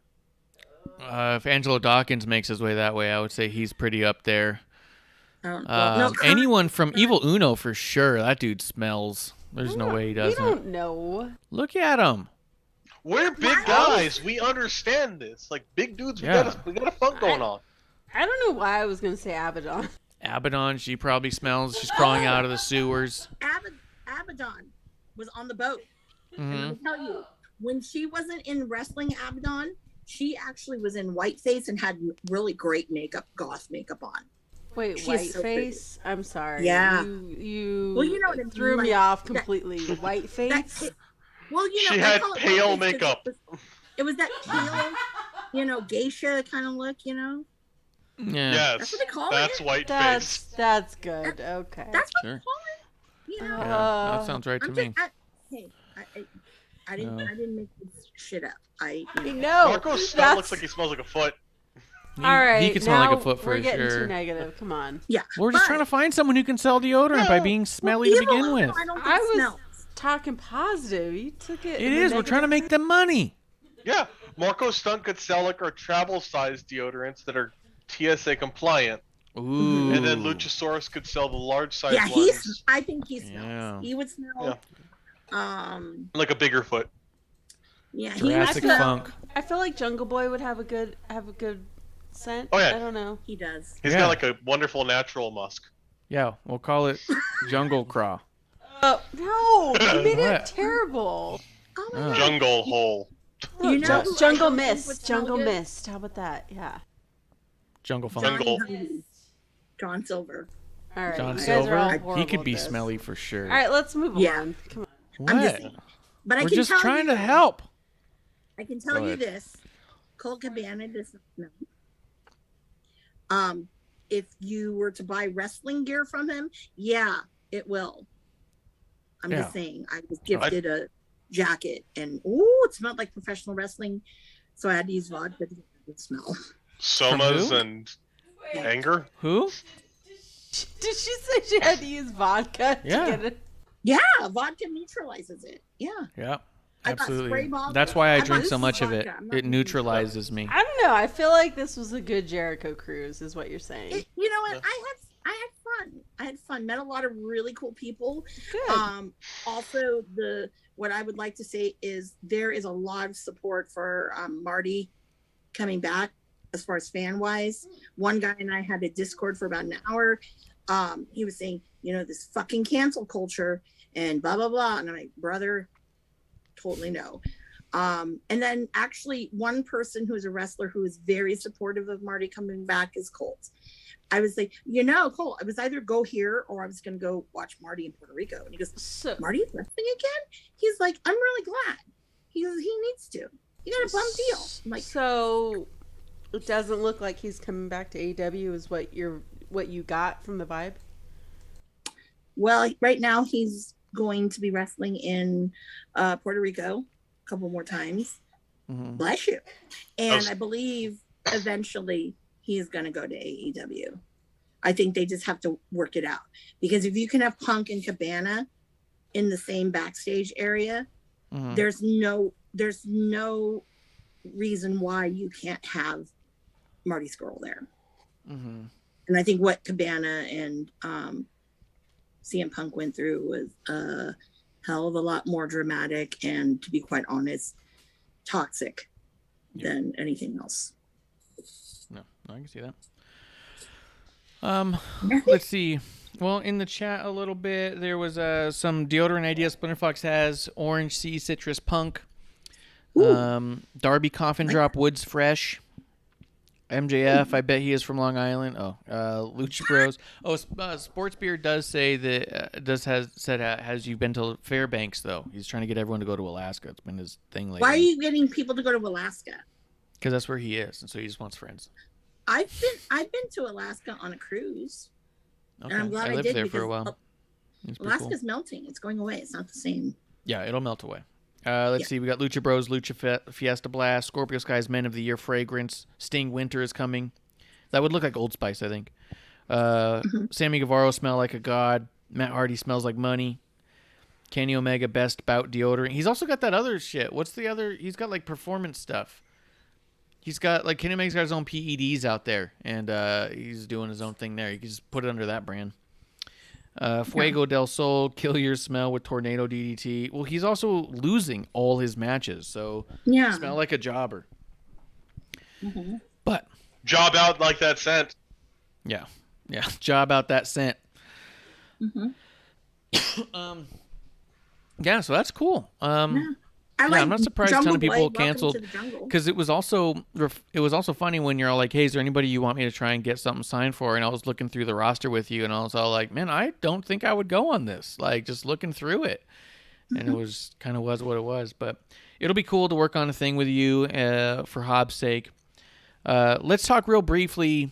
There was a couple things that happened on AEW that you enjoyed. Was it the Bobby Fish Punk match? Is that what it was? Yeah. Well, I only really saw part of it, but that was like right there. That was ROH vibes right there. And the big discussion, I think, is who's going to be the person to give Punk his first loss. I'm asking y'all, because that's been a hotbed of conversation. What do you think, Klump? Who's going to give CM Punk his first loss? I honestly don't think he'll lose. I think he'll retire. Oh, that would be funny if he goes on a year-long run, doesn't lose, and just retires. Mhm. And just goes like, yeah, that was cool making all that money, right? Mm-hmm. Yeah, that'd be good. I don't know. I don't know who. I'll be honest. Nah, I don't think so. Because I was thinking that it would have to go to another character that is trying to prove they're the best, right? He's already beaten Darby. I would think because they're holding off on it, it could feasibly be Ricky Starks because they've teased having matches a number of times and not pulled the trigger on that. And Ricky was the first person Punk said he wanted to work with when he wasn't with AEW. So I could understand if he took a loss to Starks to really help Starks out. But outside of that, nothing comes to mind as somebody he's talked about losing to. I mean, Orange Cassidy beat Will Hobbs. So it's kind of like, the fuck does it even mean over there anymore? Twice. Twice? Fuck. Yeah, twice. I mean, my opinion, and I would love this, I want Colt to be the one that fucking beats him. Oh, that'd be ridiculous. That would be. And here is something, not spoiler, but an exclusive over here. Mm-hmm. Okay. I asked, how's it going with that? And he goes, well, he said this lawsuit, he told me the lawsuit was settled, but there's a lot of animosity and still. And Colt says, if I see him, it's like, hi, handshake, can't be rude about that. He said, but I stay away. So just so you know, there's no drama there. Even though Tony really was like, nope, you guys can't. And Colt's like, yeah, no, I'll just right, but at the same time, just staying away and not talking is animosity. To say there's no animosity, but saying we avoid each other and don't speak to each other is saying there's animosity, but we have to be professional. So the only way we think we can be professional is to pretend the other person doesn't exist unless forced to, which is the definition of animosity. Yeah, I know. But Colt's not smart. So you got to remember that. Oh, that's a good point. Yeah. But also, he said that when the first day the Punk was there, right? He didn't know Colt didn't know he was going to be there that day or that night or whatever. And Colt was just like, okay. And a lot of people were trying to force the two of them to talk. And he's like, that was so uncomfortable. So who knows? But I would love for Colt to be the one to take that away from Punk. Yeah. That'd be beautiful. And I asked him, are you guys going to wrestle? He goes, the unfinished business. He's like, that's me. And I go, and he's like, we're going to do it, and he says, it's not going to be nice. And I go, but I think Colt will do it because when they were training together, Colt was the better wrestler than Punk. Yeah. So, just saying. Yeah, and I want to be in the room where it happens. So. I don't think we need to talk about the main event. I don't think any of us really enjoyed it, so I don't think we need to go into it. No. I do want to.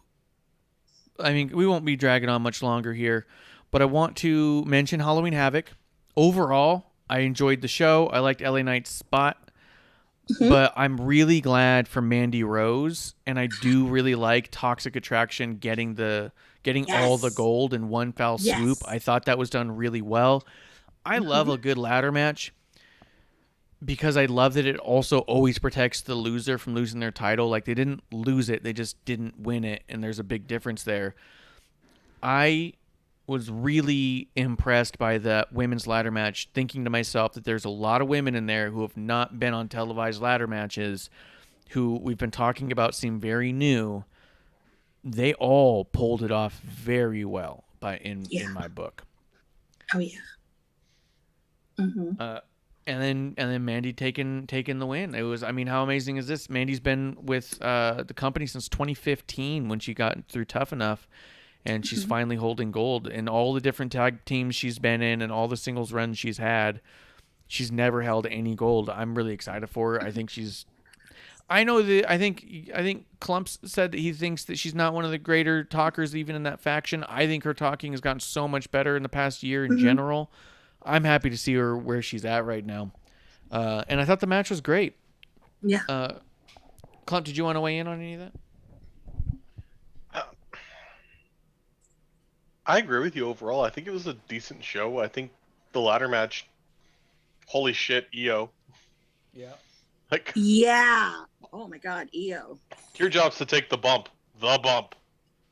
Yeah. But no, it was That in a bad last one. one was wicked. I'm curious. Let's see. Ciampa won. Mhm. I'm curious if Braun Breaker, Raquel Gonzalez, and potentially Zoe and Io are main roster bound because they all seem like they could be. I really hope Braun isn't put to the main roster. He is, yes, he's good. He's still very young, and it's really early. And I think it could be a more interesting story for him to be more there.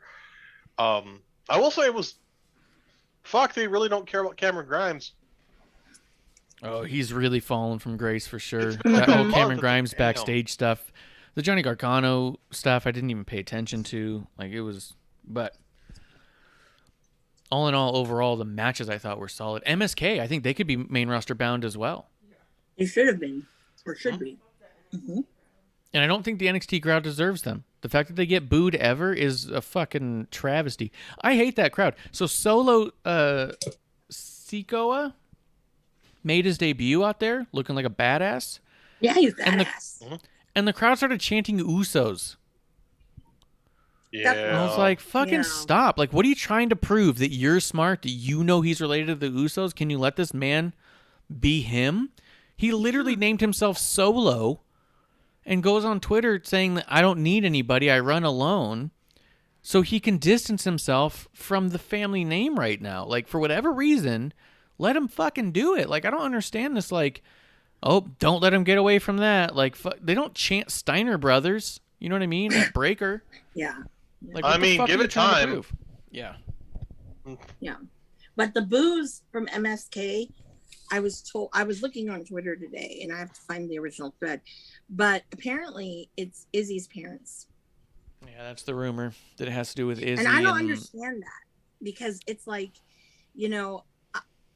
these guys have been one of the best tag teams for the last 3 years. Yeah. And I just don't get it. I don't get it. So the rumor, the idea being that the idea is the story that when Izzy first posted that she started training when she was 13, that one of them had made a comment about, because people were trying to get people riled up and being like, oh, isn't this amazing? Isn't it amazing? And one of them, I don't know which one, had made a comment about kids should be kids and they shouldn't be taking bumps.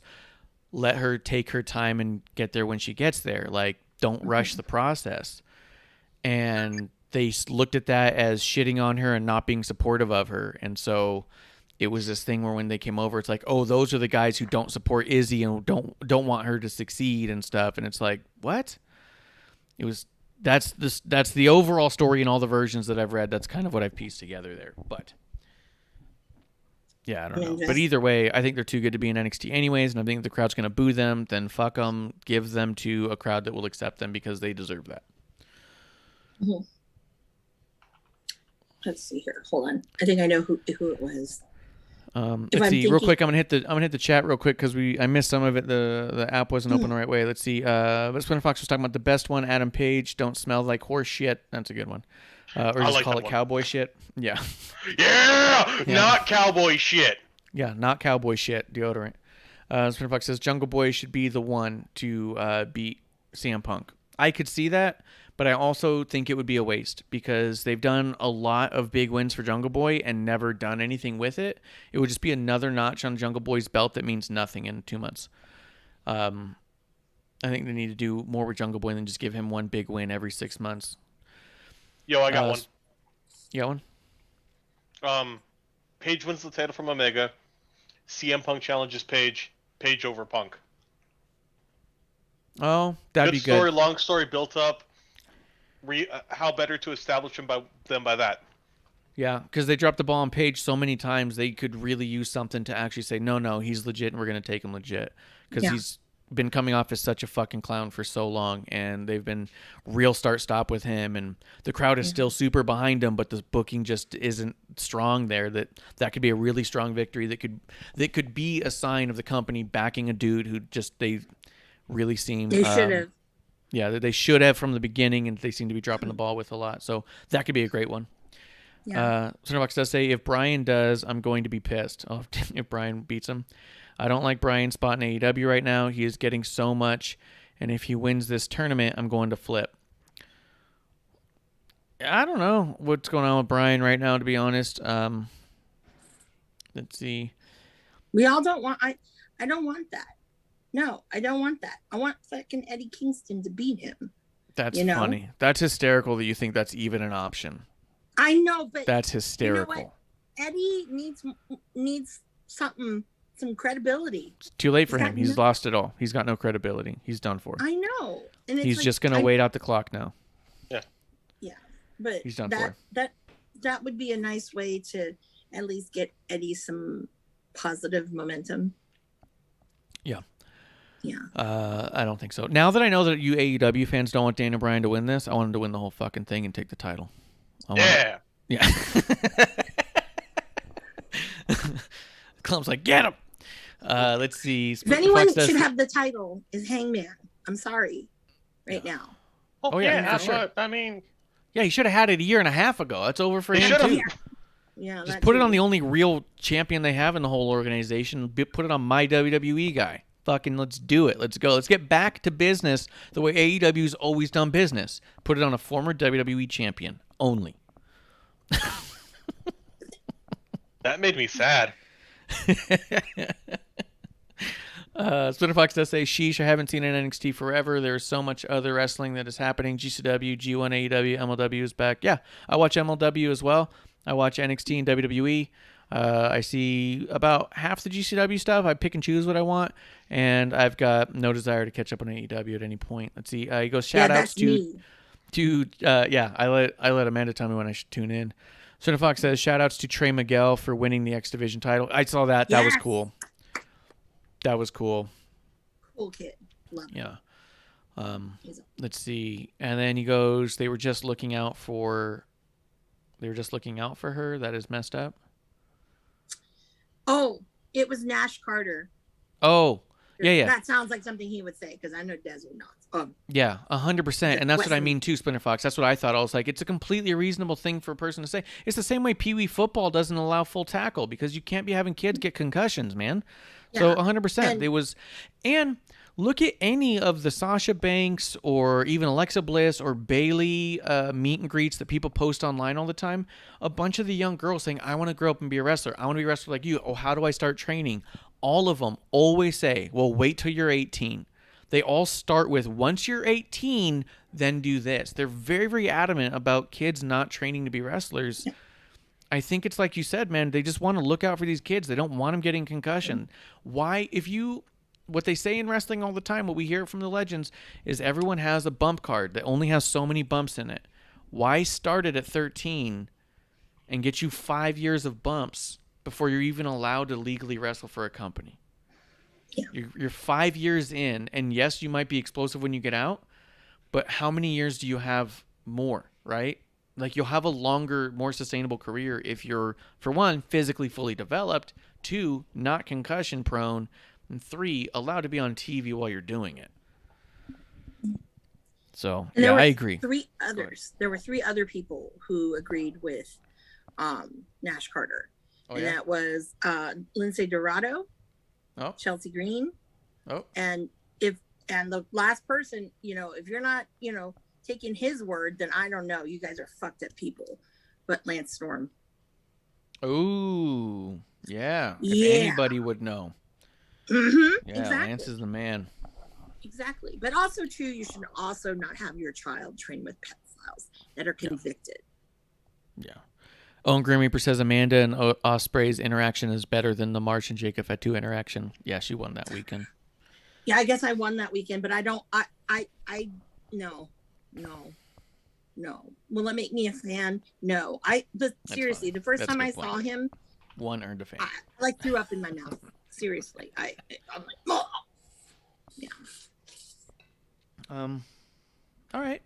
So yeah, I mean, I liked most of Halloween Havoc, stuff like that. I want to go circle back real quick. I think what we should do, though, for the sake of time and the sake of me not knowing the ROH roster, maybe we should write this one down and come up with a list and open the show with it next week. But Splinter Fox did ask earlier. He goes, with the news that ROH has released released their whole roster, which totally sucks.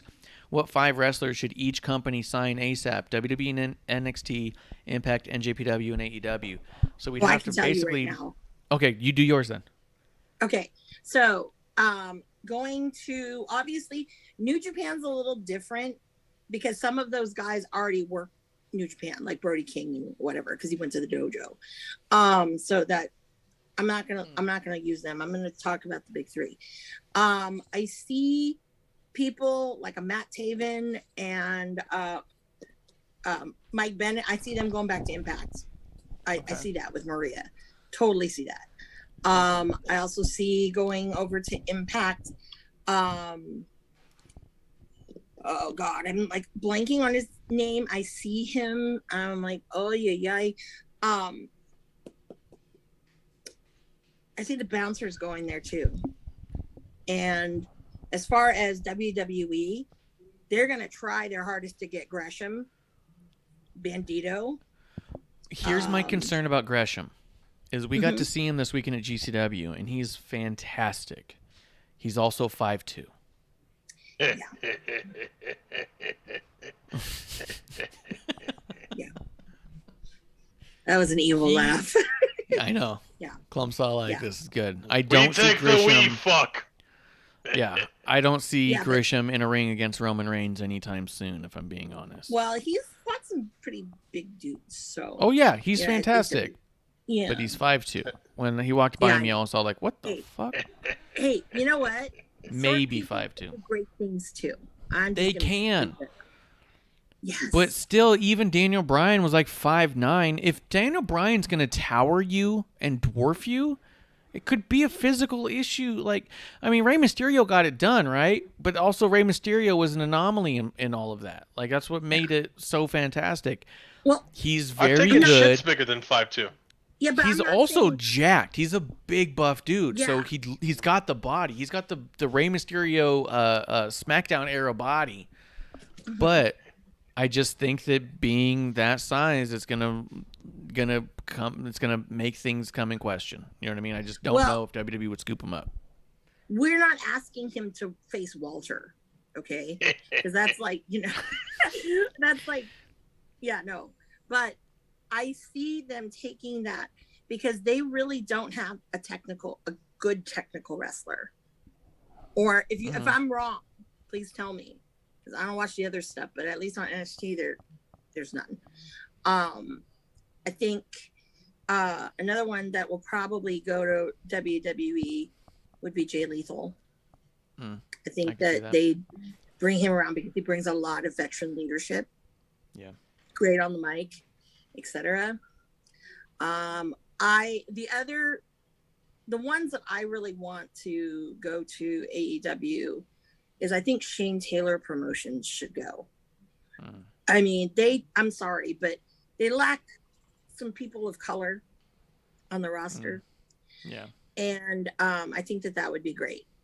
A great addition, especially because you've got more bigger cost type guys, because they got to stop these junior heavyweight types of dudes. That's just my opinion there. Yeah. Brody King, another big beast. I'd like to see him go there. I hear Jeff Cobb might be going there. They're going to revisit that. I hope. And I want him to tag with Brody so they could be King's Hawaiian again. And I'll go and throw rolls. I think Brody King's going to end up in AEW. I don't think that he would do WWE just because of his music. No, that's not his style. And he's the kind of person that needs that creativity and being able to be creative. But I know all of those luchadors, man, they're going to fight for people. I think Dragon Lee might end up going to WWE. and Roosh. I could see the BRCD Bruisers. I could see them in WWE. Impact. You think Impact? Well, they'll definitely be. Yeah. Yeah, no, I see Impact with them. Dalton And, Castle, I could see in NXT. Yeah. Well, one person that, no one's going to say, and I think he's done fantastic on his 2 tryout runs, is Leon St. Giovanni. I love Gio. Okay. I've seen him work very, very hard, and man, he's improved in the last 2 years. And yeah, and he did great in his 2 tryout matches. So that's one I hope, but he wasn't really technically signed a contract with ROH. It was more of those pay per appearance kind of things. Yeah. But I see Cheeseburger maybe going to WWE, What? No. Yeah, the whole show tape, palm thing, he got from Liger. Well, yeah. Yeah. You tag him and Leon Ruff, Yeah. Yeah. I don't see that happening. But Leon Ruff's in AEW. That could. But Leon Ruff's in AEW. Is he now? Yeah. Oh What? no, Leon Ruff was released. He's not in WWE. I'm thinking of Leo Rush. Oh Leo Rush. I could see EC3 ending up in Impact. Again. Yeah. Because I don't think any place wants him. So No. I know AEW, no. They were a hard no. That's funny. That's fucking funny. It's going to be interesting. What about PCO? PCO should find some PCO's footing. doing GCW now. Oh. Again. His contract ended about a month or so ago. Yeah. And he's doing GCW, and I think he's only going to do GCW from now on. I could see Vincent showing up in NXT. Yes. But I could also see Vincent showing up in AEW and being in a program with Malachi Black and just having some crazy fucking thing. Yes. Him, Tyler Bateman, too. Let's And then, see. of course, I did not mention Flip, but we all know that he's going to AEW. That's a given. So I'm not even mentioning Flip. Who? Flip Gordon. Oh, Flip Book Gordon. Flip. Yeah.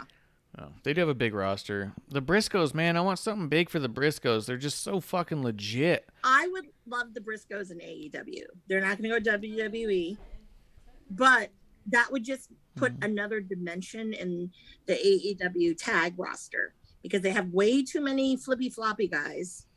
Yeah. And they need some badass dudes. And I think the Briscoes would fit the mold. They could. And you could get Briscoes and FTR, and that'd be a great program. Oh my God, that would be amazing. Holy crap. That'd be amazing. Spinner Fox is asking, what is going on with Kushida? Is he going to get cut? I hate to say that, but what is the deal? The deal is he's on TV every week, and he's in a program with Jiro right now where they're starting to tag, so I don't know what you mean. I think they're not gonna main roster him. I feel he's probably gonna end up going back to Japan. Unless I could see that, like a Hideo thing, where he has a nice run in NXT and then goes back. Yeah, or AEW would pick him up, but I don't know about that because they only have the Joshis, so That's a good point. That's actually a really good point, and something people don't talk about, but it's interesting. And then Jeremiah, we'll end on this question because it's just the nature of how I want to end things. Jeremiah does ask. She said, "Ask Amanda and Crybaby Klump, the old CBC, as it were, where they think Bray Wyatt is going. Because the rumor has it that as of tomorrow, which if you're listening to this podcast audio, it's as of today, Bray Wyatt is officially a free agent. I do want to just state real quick that I don't like all the rhetoric people have where they go, he'll finally be free. He's been getting paid every fucking day. He's fine. Yeah. The 90-day non-complete is not a fucking prison sentence. It's a 90-day full paid vacation for you to get your affairs in order in which you don't show up on TV and you build notoriety. Like, you build everything in that 90 days. You either get ready to come out and show up. Dream come true. It's a fucking dream come true, 90 days full paid. Yeah. So fucking relax with the he'll finally be free shit. He's fine. He's not like, he's not like an illegal person who crossed the border and they're trapped in a jail cell. No, Yeah. no. He's not Yeah, allowed to they're talk to fucking people or do anything. Target. Yeah. He's not a person who's not allowed to talk to people or do things. Yeah. He He's can not be like- he's not- creating things. Yeah, can he's be not a setting person stuff not up. allowed to go within 500 yards of a school. Yes, 100%. Yeah. He's fucking fine. Spinner Fox does say, I want Bray to go to AEW. Maybe he goes to GCW. Both interesting prospects. I'll be honest, for me personally, I can't think of a place that couldn't utilize him very well. I would think with a guy with his talents, you'd want someplace with a higher production possibility, regardless of actual production value. I think AEW misses the mark half the time, but I think that if you had someone directing like Bray and had his team with Jason Baker and Kyle Scarbo, I think that he could make something out of the production team that they have there.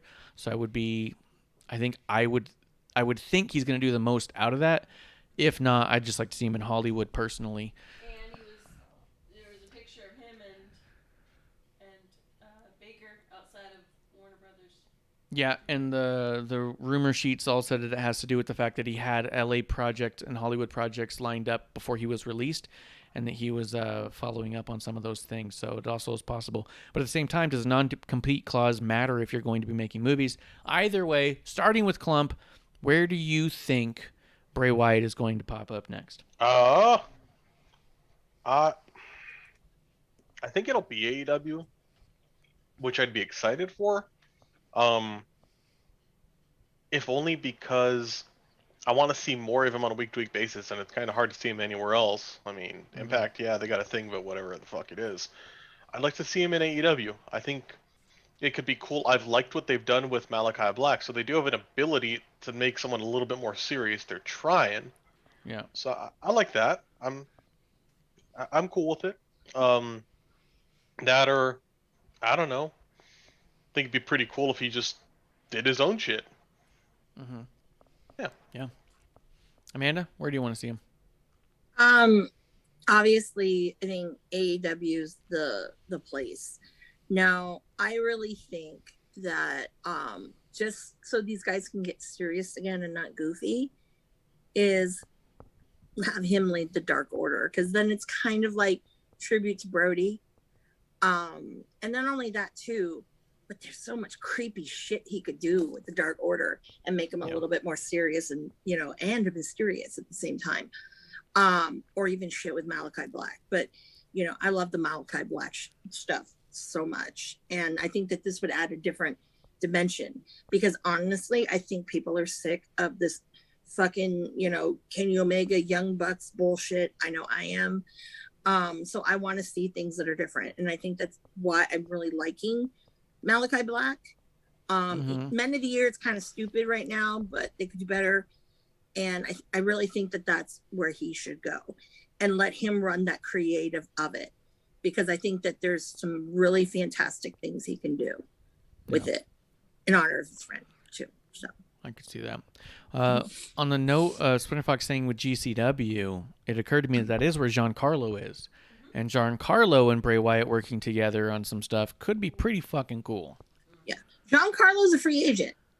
Yeah, exactly. But he's homies with Lauderdale and and everybody. Mm-hmm. So exactly. Yeah. Mm-hmm. Because I actually talked to him and was asking him about it. And he's like, nope, I'm free. I do whatever. He's obviously with GCW, his heart, that's where, he was really doing a lot of the stuff. Started with, the Janela Spring Break and kind of went from there, the original one. So I think that he'll kill it out of the park working with either one. You just have to call him, and he was willing and ready. Yeah, and it'd make it would really GCW's already got a lot of heat behind it, but I mean, if you put Bray Wyatt there with Giancarlo making videos and stuff, forget it, man, game over. Let's see. Splinter Fox says Rush and Andrade would be amazing. Who the fuck is Rush? He's talking about Rush. Roosh. Oh, okay. Don't know who he was. He's the original Los Ingobernables. Oh, I got you. Mexico, the original head of it. Yeah, but I also am not interested in anything Andrade does at this point. Splinter Fox does say Dalton. Yeah, no one is. Dalton Castle, Danhausen, Kenny King, Max the Impaler to tag with Abaddon. The final person rooshed AEW. I don't think Flip is going. Yeah, Abaddon doesn't interest me either. But it's all right. I mean, that's why you watch AEW and I don't watch much of it, because it's got the things you like, and that's what's dope. That's what's awesome, is that you can potentially get all that. And if you're happy with what you're watching, I'm happy. I see Kenny King going to Impact, though. Okay. All right. I just do. And I think Danhausen will go to AEW. I think AEW is the only place that would take Danhausen, if I'm being honest. I don't think he would work I don't think he would work in WWE. I think he could work in Impact, but Impact is such a dead brand that if he can get the money in AEW, you know what I mean? Yeah. Yeah. It's really funny. Splinter Fox is saying the thing that is the most branding thing that you can say. He said, I like pro wrestling, so no WWE, which is so funny because it's literally the branding of AEW, and AEW is just as sports entertainment as WWE in every way. Just watch their main event. They're a parody show. Yeah. So it's funny. Yeah. It's hysterical. But he does like G1 and he does like GCW, which is sometimes wrestling. But it's all exciting and it's all fun. Yeah. I know we were all over the place today. We didn't really do a review of the shows proper, but we did talk about a bunch of the things that we've been experiencing as wrestling fans and as the shows. And Klump has been quite the chatty Cathy, and we appreciate him being here with us. Oh, yeah. And hanging out. I've eaten 2 Chipotle bowls while you guys have been talking. It's been great. Dude, I had a feeling. So fucking dope, dude. I'm so proud of you right now. I'm going to shit my brains out again. It's the Chipotle bowl cleanse. No. Yeah. For our Patreon subscribers, I'm going to audio record it for y'all. Oh, no. No. I was told by someone recently we should make a Patreon, so we're going to need that kind of content. So no, we're going to lose patrons. It's going to sound like it's going to sound cataclysmic. It's going to sound like a junior high school marching band warming up. It's going to be an event. No. Yes, the drum line, as it were. All right. Anything else you guys want to throw out there? Klump, not poop? No. Yeah, Splinter Fox is not a Patreon specifically because he's fearing of the chatter, as it were. Amanda, anything else you want to throw out there before we get going? Nope. No. I don't know what she's up to, but it seems suspicious as fuck. Guys, I really appreciate you guys coming through and having a drink with us, your drinking buddies, right here in the dive bar of the IWC. Subscribe to our YouTube. Subscribe to the YouTube. Get us over that 100 benchmark. We need a custom URL. Please. A URL, as they say in the business. Guys, I'm at Ref Marsh. We are at WOTR The Show. With me, as always, at Crybaby Klump, Miss Amanda Jane. We will be back next week for a brand new episode 1 right here in the dive bar of the IWC.